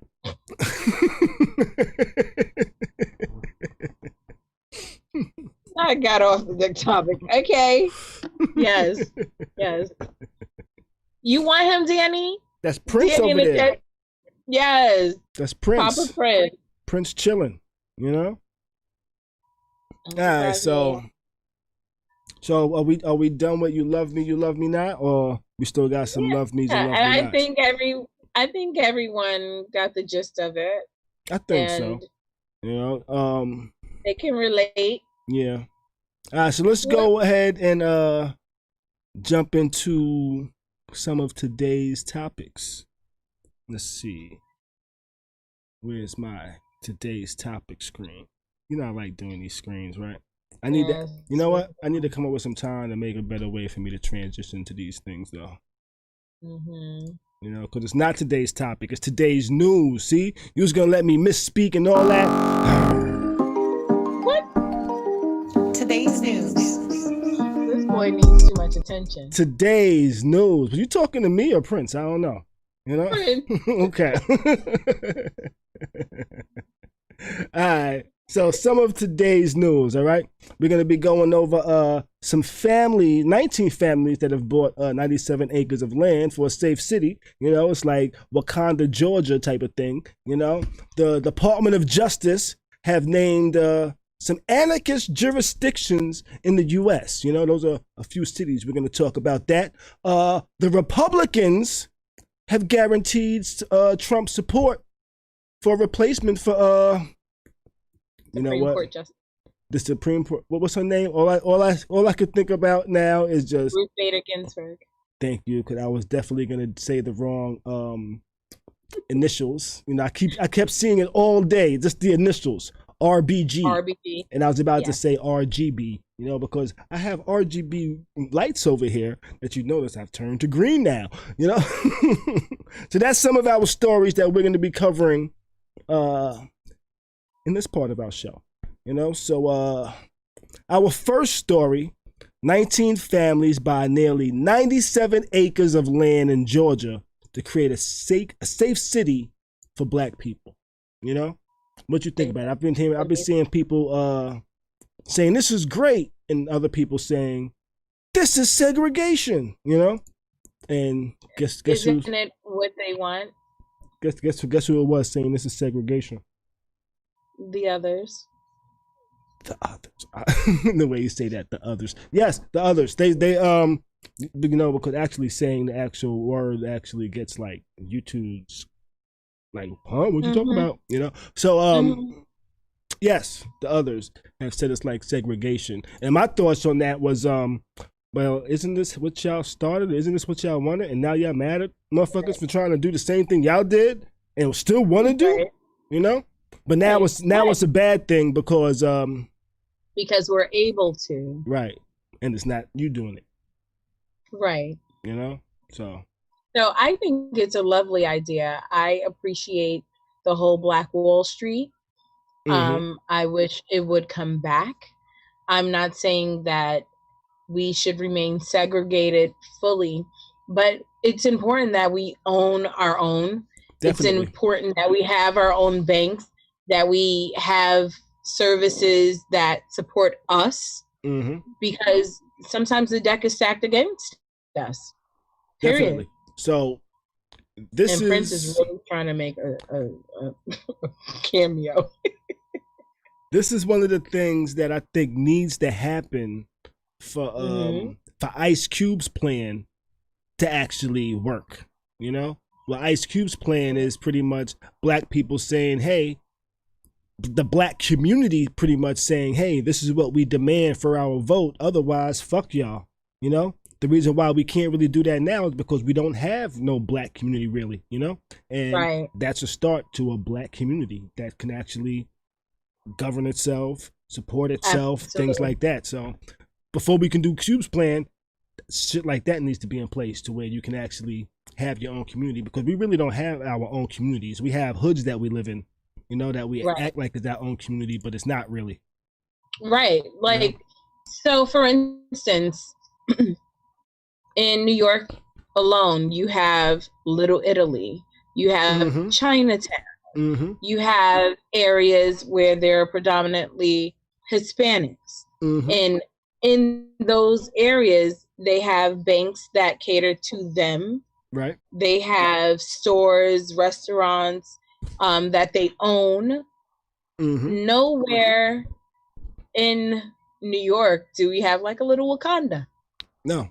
You might have a black bank, but that's like a black bank in the middle of Manhattan somewhere, in the middle of Harlem somewhere. And that's about it. It's in Harlem. It's actually in Harlem. But, that's the closest Harlem thing. is very gentrified now. I was about to say, that's the closest thing to a black community that I know. But that's it's not a black community, you know? It's just a neighborhood where black people live, you know? Right. A lot of the stores there aren't really black owned, you know? And the ones that there were a lot of black owned businesses in Harlem. However, they were priced out. So the rents went up, and like some establishments that had been there for 40 plus years are gone, like Sherman's, Copeland's that used to be on, what was that, 145th in Amsterdam, between Amsterdam and St. Nick, I think. Gone. Like, and they were there for years and years, but they didn't own the building. Right. You know what I'm saying? Right. So then you can just boom. Right. So at one point, you're cool because your lease can be extended. You're good with the landlord. But now the landlord sells, or he passes away, and now the kids are like, yo, I don't want to deal with this. What then? Yeah, that's how Nipsey had to keep his business. Yeah. Marathon. They tried to get him up out of there. You know? He had to actually buy the building. That's smart. You know? That's smart. I'm like, you buy the building and then you lease to who you want. So now I'm curious. I was reading, actually yesterday I looked up a number. I wanted to find out how many, actually my initial question was, what constitutes a black business? You know, like what percentage of that business need to be owned by a black person? Like if me and a white friend decide to start a business, is it a black owned business? I think so, because it's 50%. I think 50% might be black owned. I don't know the actual number, you know? Then I was like, is BET a black owned business? No. It's owned by Viacom. Is it a black business? I don't know. It shows black content, but is the business model for black people? I don't know. You know, so I was like, but then all of that made me go back to, okay, how many black businesses are there in the U.S.? You know? And according to the 2015 census, that number is pretty fucking low. It was 2.6 million black owned businesses in the U.S. You know? Yeah. You know how many businesses they estimate in the U.S.? About 30 million. About 30 million businesses. That's a very, very disparaging number. Yeah, about 30 million businesses in the U.S. About 2 million of those, 2.6 million of those are black owned. So I will say this: during this pandemic, I believe a lot of minorities, not just Black people, but minorities in general, have gotten on the good foot and started small businesses. Mm-hmm. And I think it's A lot dope. have. Absolutely. And I hope they continue to be successful once this is over. Like, don't just hustle because you feel like you need to right now. Like, keep your business going. Start hiring employees.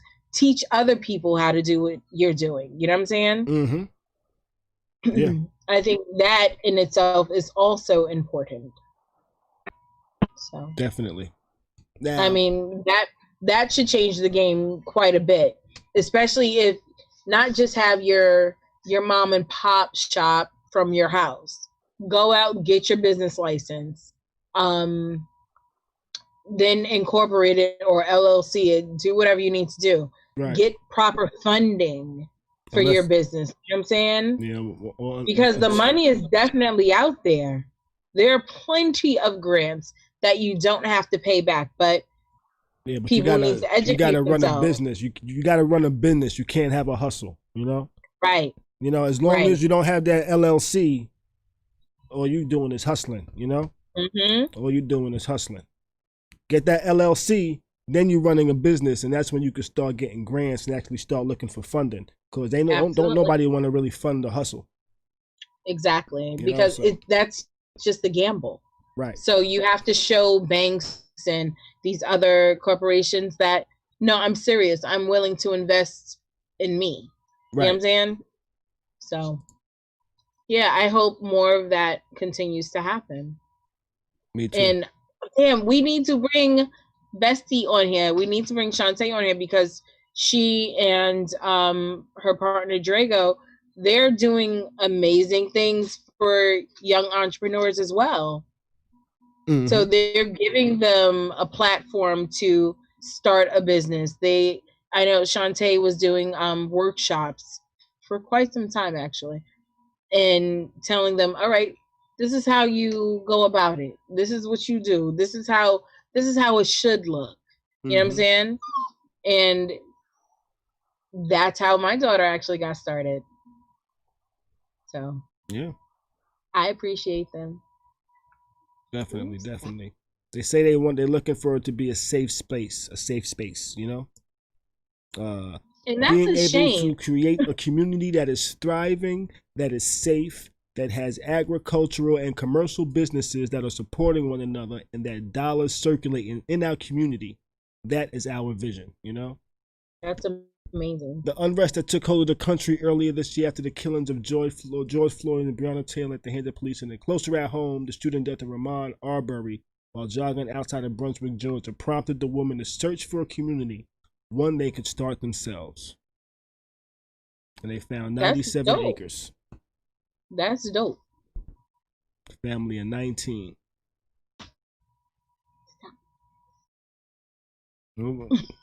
19 families, not a family of 19, but 19 families. So that's dope. Now I wish I'm like, think about it. Hold on, think about this for a moment. Remember how y'all used to go out, hit a club, everybody buy a bottle, kind of flashy or whatever? I don't think you guys necessarily did that. I wasn't a bottle buyer. Right. I'm like, but you know, that bottle was $20 in the store. Yes. $150. Get the fuck out of here, man. But you know, we do have friends that kind of splurge on temporary stuff. Yeah, they used to be drug dealers. Allegedly. Well, statute of limitations is up. And we ain't mentioned nobody's name. I still don't know that. Allegedly. So these people, instead of going to clubs, buying out the bar, buying ridiculous shit that you don't see a return in, imagine if they went out and bought a fucking building. Yeah. What if you invested? We didn't have that foresight back then, you know? But I'm just saying, like, what if you took that money and purchased a business so y'all could flip your money legally? Right. Like, 10 of y'all take $2,000, go and invest it somewhere. Go flip a house or something. I think more young people are doing that this day and age compared Yo. to when I was younger. When I tell you there's so much money out on the block right now, allegedly a lot of people are hitting licks, and the licks are coming back at least $8,000 to $10,000. And these fools are out here buying new Nike tracksuits and sneakers. Yeah. Or some of them are actually trying to invest. We know plenty of them allegedly. And I used to be like, y'all are scamming for stupid reasons. Yes, it's like you're scamming hair, you know. You're scamming TVs for yourself.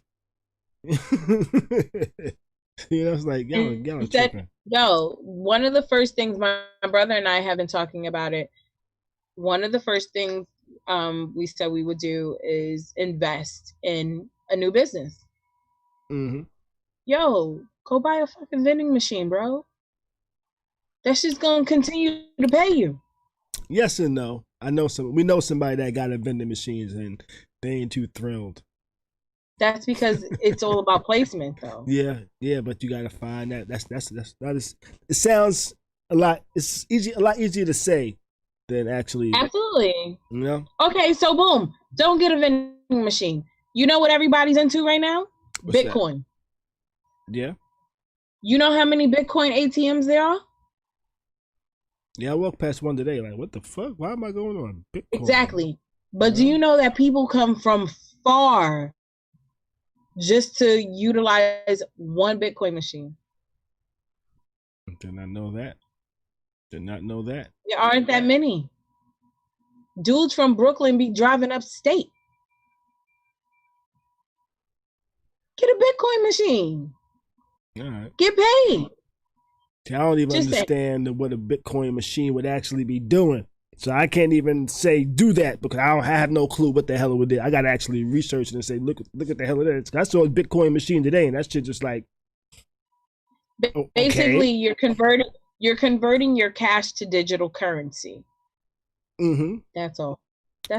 Right, but I don't need a machine to do that. I could do that on my computer. Well, you do if you don't have a bank account. Okay, so this is for. Exactly.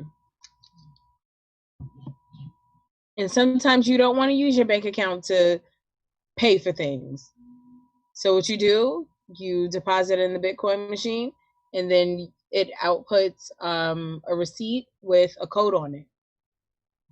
Okay. Just don't lose that receipt. Got you. Like when I used to do my put the change in the machines back in the days. Yeah, pretty much. Yeah. That's my little scheme back in the days. I can't joke with you.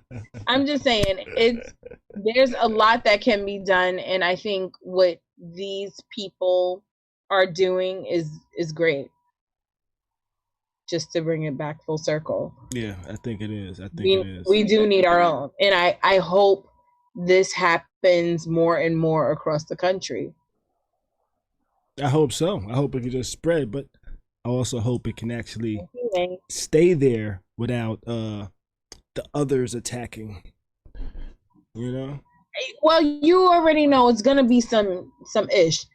So once they have their land, they will be able to protect their land.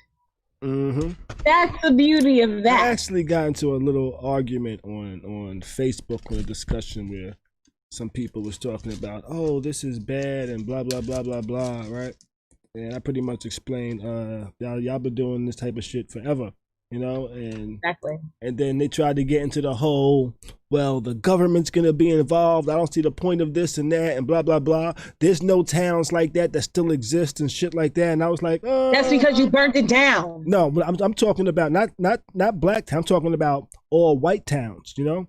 And he tried. I'm like, exactly. So I try to say, you need to do some research. This research sundown towns. There's actually listings for towns like this, you know. And and then it was like, oh, then he came back with, oh, those towns are so small and they don't allow. Wait. He said, but those towns are so small and they don't allow the law or government in there, so nobody bothers them and shit like that. And I'm like, but wait, you just said the government had to be involved, but now because it's a white town that nobody will bother them because they won't let them in, you know. And it was just funny. This Black Wall Street, you know, was Wayne just mentioned. There's Olinville, Georgia. I believe that's the name of it. Olinville, Georgia. Ever heard of that? No, I haven't. Olinville, Georgia. I think I'm saying the name correctly. It's Olinville, Georgia. But what Olinville, Georgia is now Lake Lanier in Georgia. Okay. You know, Lake Lanier is this big lake that a lot of people say is haunted. A lot of people have gotten into accidents and have died on that lake, right? But that lake is actually flooded Olinville, Georgia, which was an all-black city in Georgia that was self-sustained, and they was pretty much independent and didn't need any outside help. But guess what happened? Can you guess? Who came in? Take a guess at the story that caused motherfuckers to go crazy and destroy the town. The same thing with Black Wall Street? Yep. Yep.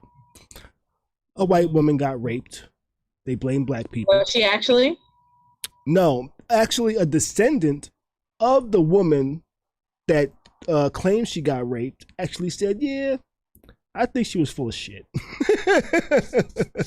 Yeah, all these years later, right? But so they tried to run everybody out of Olinville, right? Some people didn't run. Some people actually stayed and kind of hid in like the forest areas in Olinville, you know? So what they decided to do was they decided, okay, you know what? We're just going to make it to where they can't even fucking live there anymore. So they dammed up the motherfucker shit and made it and flooded the motherfucker. You know, so now if you actually go, so a reason they think a lot of people have accidents out there is because there's trees under the water. You know, so when you're on your boat, like there's trees down there, depending on the level of the water, you're going over trees. They said people go down there and you could dive. When they dive, you actually see like fucking stands. Like they had like a racetrack. You actually see the racetrack underwater, you know, for the city that was there. They just flooded the city, you know, eventually. Shit. So, yeah. Shit like that happened. Wow. But a lot of people don't know this. You know, this isn't information they teach you in history class. They skipped that part. So boating fatalities. Wait. You're looking up Lake Lanier, right? Already got it. Yeah. So there's been a total of 145 drownings and 57 boating fatalities. And that was just between 1999 and 2018. Yep. It actually states that there hasn't been 1 year where there hasn't been a fatality. Yep. Wow. So some people feel that it's ghost, or some people feel like it's haunted. Scientists say it's because there was a city, there's actually trees and shit like that. That's actually, boats aren't made to go through those type of things. So shit like that gets hit, boats sink, things like that, you know? It says the lake is 80 to 100 feet deep, which makes searching for missing bodies very difficult. They say it's very dark underneath there. It's not like a clear water. It's a very murky water. Wow. It says reportedly over 600 people died in the lake since it opened. Oh, Wayne says Usher's stepson drowned. Is that where Usher's stepson drowned, Lake Lanier? I don't know. Interesting, huh? Interesting. Oh, now you're going to have me in a wormhole about Lake Lanier. Oh, Khary. No, you see, this is what happened. I got to get off of here. I can't. Danny says everyone in Georgia knows not to go there, but some people want to be bold and go anyway. Yep. Oh, that's crazy. So if you ever go to Georgia, you ever meet some dude and he want to take you to Lake Lanier, just remember. He trying to kill me. That shit ain't, all cracked up to what it seems like it should be. We won't be taking a spontaneous trip there. Yeah. All right. So let's jump into our next story. I try to keep the news stories kind of like blackish, I guess. I feel like, more on black news, I guess. The Black News Channel, Khary's Crib. Dun, dun, dun, dun, dun, dun. Never mind. Federal buildings will be closed all week in Louisville in anticipation of possible Breonna Taylor announcement. Not like you got to read between the lines here, Mm-hmm.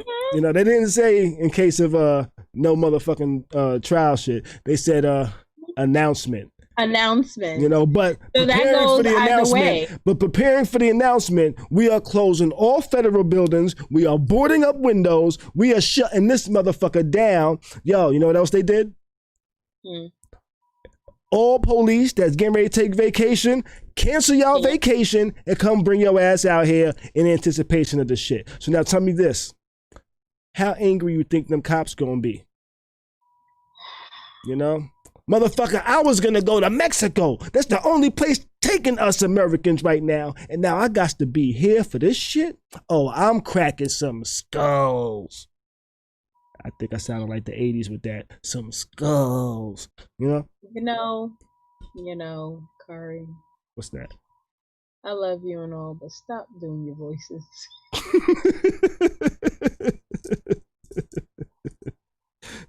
Whenever I do voices, sometimes I be like, damn, yep, I sound like my dad. So Danny in the chat said, NFAC about to show out, I hope. I don't know if the Not Fucking Around coalition gonna even go, because you remember all the blowback they were receiving? Just saying. Blowback from what? People who were criticizing them. Who? We talked about this. The NFAC, Not Fucking Around coalition. Black people? Which was, that were very heavily armed. No, I'm saying who was black people criticizing them? Yes, it was their own criticizing them. Okay. All right. I don't recall that one. So actually we talked about this. It may have been between one of your many drinks, Khary. Possibly, possibly. It could be, and the many different strains of goodness. Yes. And that's today I was actually like, I was setting some stuff up, and I was like,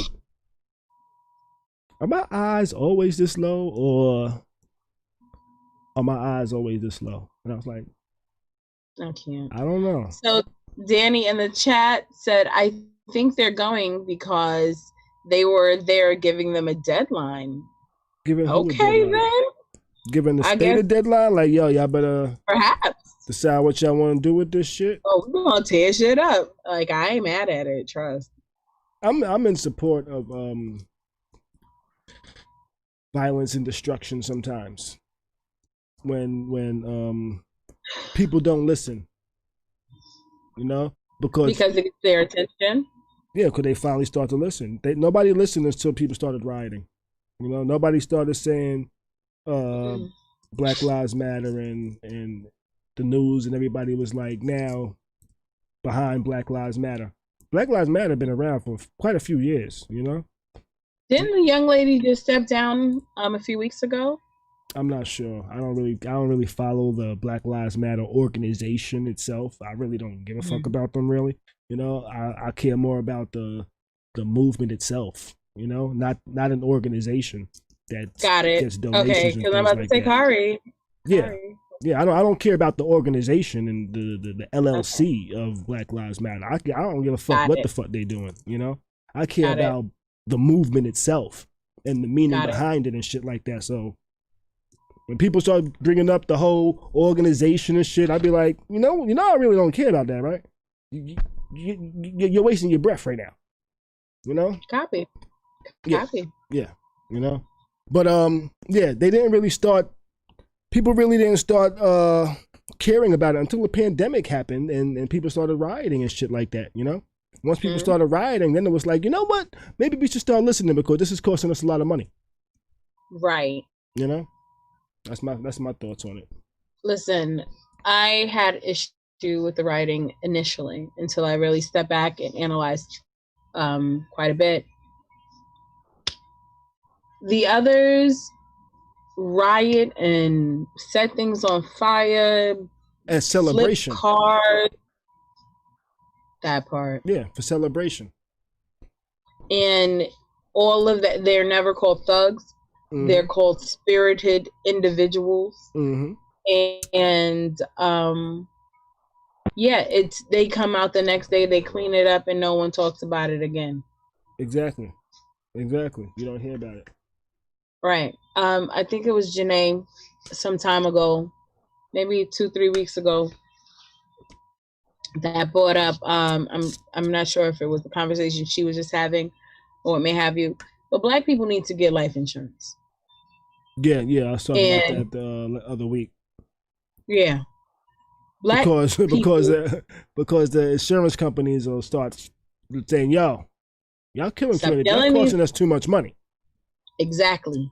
You know? So once we become a business, once we become an actual liability, it'll be like, hey guys, can you just tase them instead of shooting them dead? Right. Just saying. Exactly. Totally agree. So what do you think? What do you think the announcement is going to be? Has there been any announcements on when they anticipated an announcement? Nah. So for me, I think no matter what the announcement is going to be some bullshit because it's taking this long. Or is it taking this long because they know there's an announcement, or they know the announcements they know what the announcement's going to be, and they just prepping for. They didn't like when it happened, so they're not going to like when we don't do nothing about it, and we're telling them we're never going to do nothing about it. I think they're more afraid of these fake militias than they are of us rioting. Yeah. Not for nothing. Protests should have kept going. It shouldn't have stopped. Now, when you say fake militias, which ones you talking about? The others. Okay. The ones that ran up on the steps with guns and shit like that? Yeah. They're more fearful of them than they are of us. Mm-hmm. Just saying. Yes, they are, because one, it's them. So they're not going to be just as quick to shoot them. Mm-hmm. You know? Mm-hmm. And I think because they should not have been able to walk into the freaking Capitol with semi-automatics. Like, are you shitting me? Right. That's them. And then you're literally threatening and intimidating officials. Right. They're worried more about them because they know that they're not scared of themselves. You know, you're not scared of your own reflection. You know what I'm saying? Exactly that. And they look at Black people as they see themselves as the lion and us as the deer. You know, they make the rules, so they're the ruler of America is their jungle and they're the rulers. You know. So I guess they feel like they're lions fighting other lions when there's a self-militia verse dealing with Black people, you know? The only problem... It's sad that this even is a thing, like, in 2020, this is really still a thing, yeah? I know. What up, Dr. Conrad? Joining from Twitch over there. Yeah, it's crazy. It's crazy. But do you think it's going to be a favorable announcement or an unfavorable announcement? My heart wants for it to be favorable for her family and for all those that have been pushing for justice. My mind tells me that it's going to be some bullshit. You think things, if it is some bullshit, you think things are gonna get more? You think things are gonna get as out of hand like they anticipate?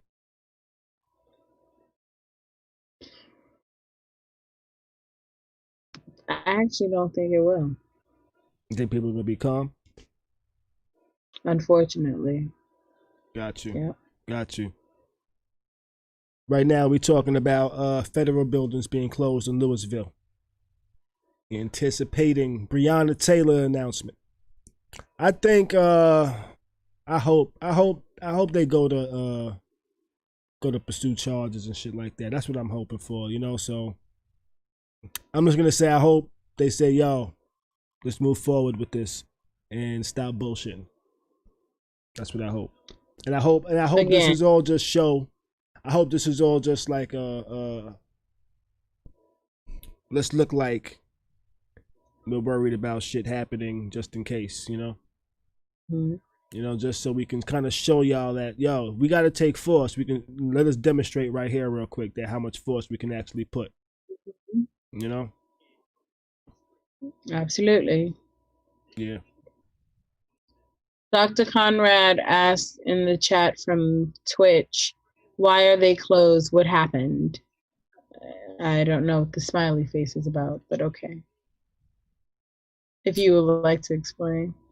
Oh, just whether or not they closed because they worried that shit might pop off. And I hope shit don't pop off because they're going to motherfucker say, let's move forward and take these cops to trial. Even though they did just give out $12 million too. So I don't think that really plays a factor in it, though. I don't think nobody's going to make a decision based on that. Mm-hmm. But what else we have? Another story that's kind of related. Anarchist cities or anarchist jurisdictions in the United States now. New York City, Portland, Oregon, and Seattle have been declared anarchist jurisdictions by the Department of Justice. So what that basically means is that once they have labeled these three places as anarchist cities, they can send in military, basically. They can impose martial law. Got you. That's how I've analyzed it. So then at any time, martial law, sending the motherfucking feds, the army, the military, whatever, and act the fool in that city to try to feel like you're taking order back, which isn't no order, because it feels like a lot of these cities have been saying, hey, shit is fine. Y'all are coming out here acting up and acting crazy. Right. That's exactly what it is. So it's bugged because we all know that 45 runs off of the law and order. No, well that too. But his platform. Never mind. Stop it. Go ahead. Go. His platform is basically law and order. That's what his and grabbing people by the pussy.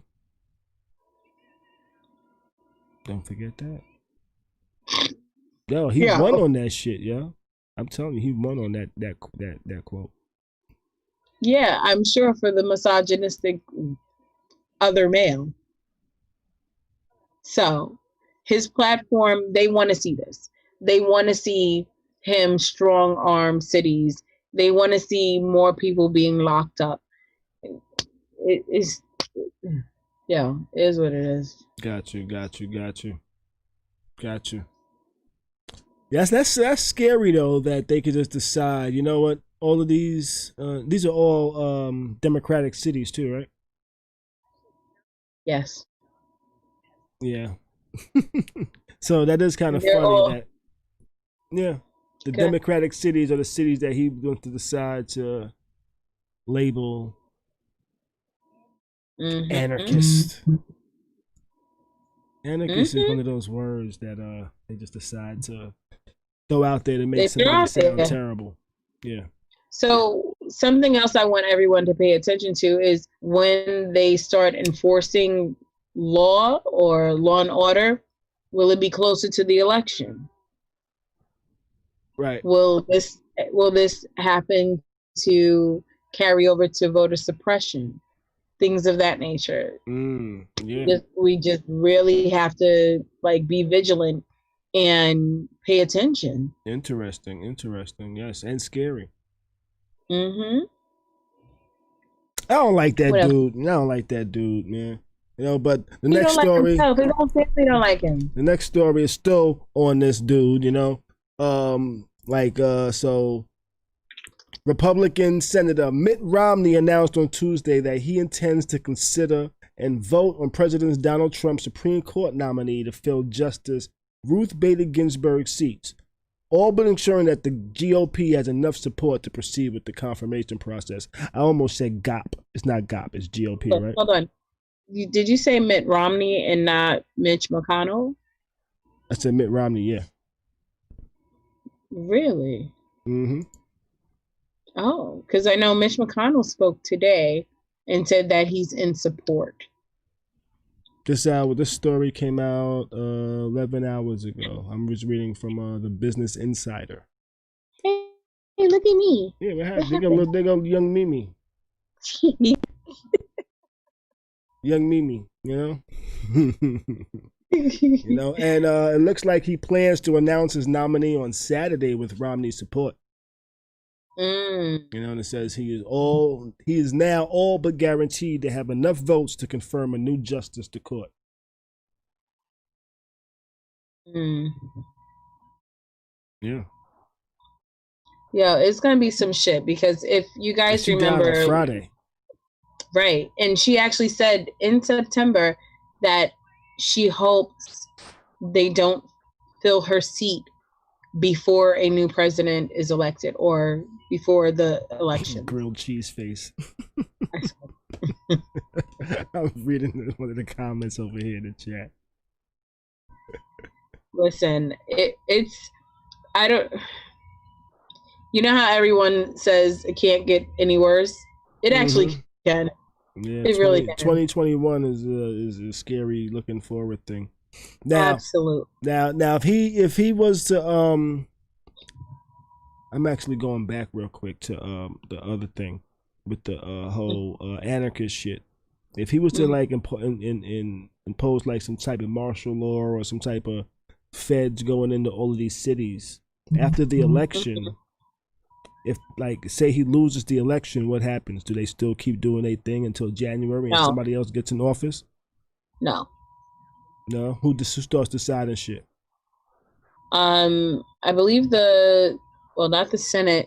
Well, look, I already think that he's going to don't speak it into existence. He's gonna try and leave like kicking and screaming, like the FBI, CIA gonna have to try and get him out of there. Yeah. Oh, did you hear about that story the other day about the CIA? They sent 4 dudes to spy on China, and they all died. Like they just released the story. This happened in like 2008, right? But at first I was like, yo, China caught them and killed them or some shit. Nah. So they was actually they was on a boat. So the cover story was somebody out there bought a boat and they was transporting the boat to those people. And while they was out there, they was gonna like drop some type of spy device in the water to pretty much monitor the water for like incoming and outcoming boats and shit like this within a certain area or some shit like that. That was their mission. They never completed that mission because they died in a fucking hurricane. Yeah. What? Yeah. They died in a fucking hurricane. The meteorologists said the hurricane is gonna turn this way. So they said, yo, all right, the hurricane's going to turn. That's the forecast. Fuck it. Let's go ahead and do this mission. This is an important mission. And the hurricane went right towards them. They said their last known location was like near the center of the fucking hurricane. And they've never been heard from again. Nobody's found no boats, no nothing, This came out this came out the other day, This sounds perfect. That's the perfect cover story for them to continue doing what they do as a ghost. Don't you watch Born Identity? Well, this happened in 2008. They just talking about the story today, you know? So this was 12 years ago. No, am I calculating right? So something surfaced for them to resurface that story. Yeah. Those people are probably active. That's all I'm saying. Yeah, grilled cheese face was good, Dina. That was who said that? That was I like to use an orange. That was Tamara Sexy Eyes Thomas that said that one. We've had a lot of hurricanes this year too, by the way. Global warming, which he doesn't believe in. I know. You know, when I first heard that Ruth Gator Ginsburg died, I thought it was that other person, that girl. You know, the little girl that speaks up about climate change. Yeah, what's her name? Yeah. It sounds Gretchen, similar. Her name is Gretchen. Is Gretchen not Ginsburg or something like that? Correct. Okay, maybe I just thought Gretchen and Ginsburg was the same thing. Okay, maybe I'm racist. I don't know. Or is it? I'm sorry. Is it Gretchen or Greta? It's Greta something. Greta. Maybe that's why the gr. You know, the gr. Griselda. What? Nothing. Yo. Perry in the chat. Her name is Greta Thunberg. Okay. See, there was something. Berg. That's what got me. We're not doing this. That's what got me. Let's see. I think we covered everything. You know, I had a couple of other stories, but we'll cover those on Friday, talking about the Emmys and stuff like that. I really didn't watch the Emmys. Did you watch the Emmys? I saw clips of it. The only part of the Emmys I saw was Dave Chappelle saying, "Fuck all y'all for not believing in me," like you said. Shut the fuck up, but all your that's my Dave Chappelle impersonation. You're like, "Oh yeah, shut the fuck up." See, now that I told you that was it, I can't do it no more. Oh well. But Dave Chappelle pretty much said some shit about the Emmys because he won an award or something like that, and pretty much just told all critics to shut the fuck up forever. You know, this is comedy. You like this shit. That wasn't an impersonation right there. So we'll talk a little bit about the Emmys on Friday, I guess. And Ellen came out and apologized a little bit. You know, that's about it, really. You know, I haven't really heard her apology. Mm-hmm. You know. I think that's everything. Yeah, we went pretty long tonight for a Tuesday. Yeah, we did. Do you know what GitHub is? No. Okay. For those that don't know what GitHub is like a code storage on the internet. A lot of the code that's on the internet lives on GitHub. It's like a place with like a main repository so you can access your code and shit like that, right? Okay. Well, long story short, it's a way for you to do version control with your code, you know? So you have a master branch and then you have other branches below it that kind of like take the code, right? Well, long story short, this is like a global motherfucking code repository that's used by web developers and all types of programmers all across the world, right? Got it. Well, they're I was about to say, you're talking nerd to us. Right? But go ahead. Well, this is big. They're actually replacing the name of their master branch from master to main. You know? Oh. Right. So that's a very big thing. You know, that has a lot of implications in the web development and code world. You know, because millions of people use this shit for their code management and things like that. So them changing it, that's pretty much like a standard in web development is using GitHub and in its format. So now millions of web developers are going to start to have to remember that their master branch is now called main. And like millions of developers are going to now be like, they changed it because it had racial undertones or overtones, whatever tones, you know? But it did, but that wasn't the intent because there are no slave branches, you know? But they still, even though it had no kind of racial relation, it didn't have the master-slave relationship, it had the master relationship as in like your kung fu master.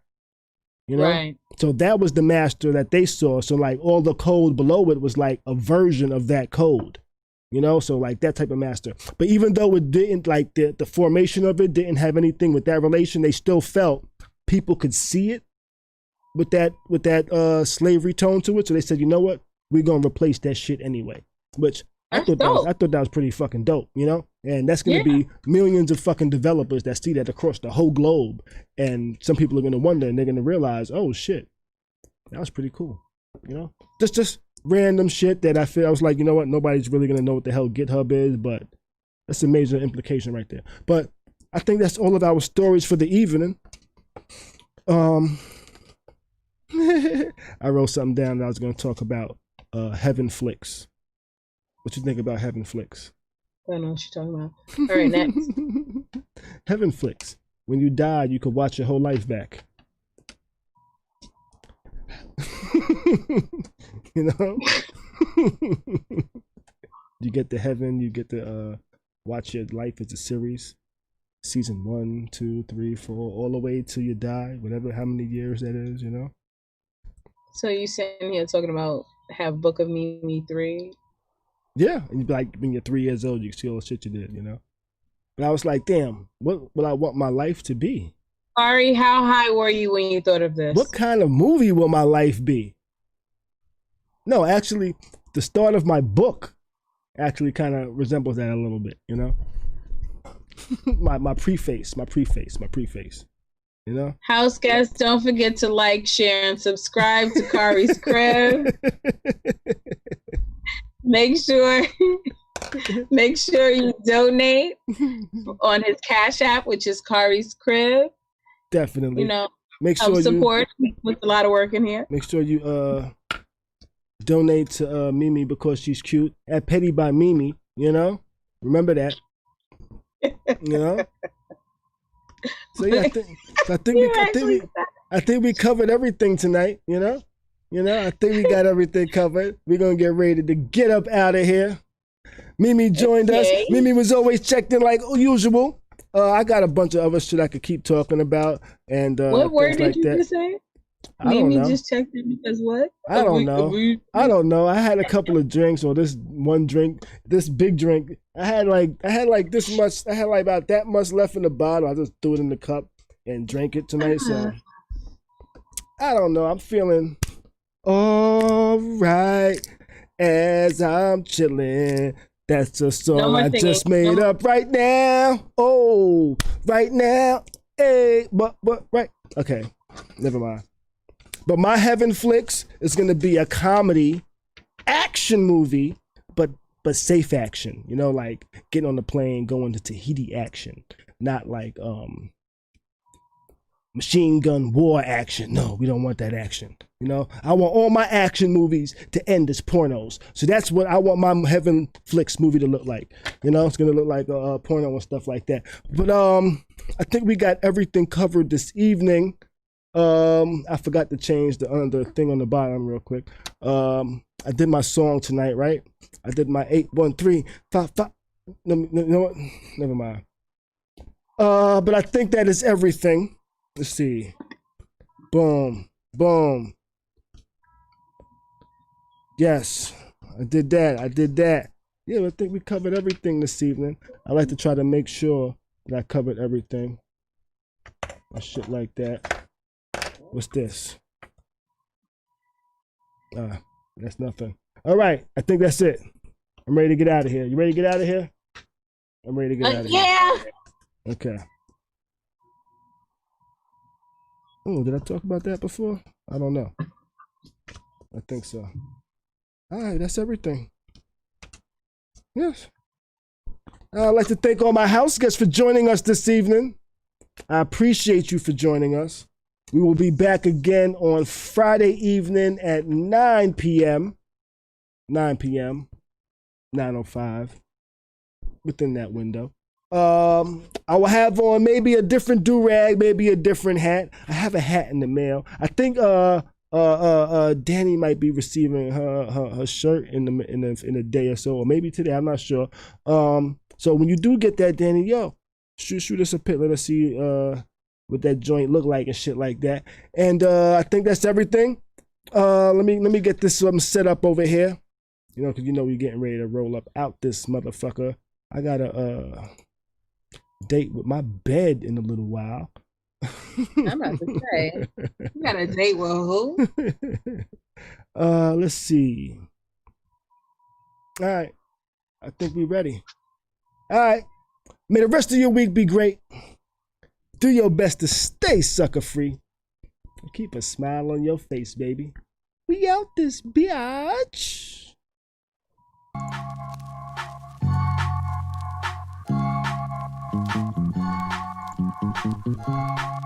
Cool.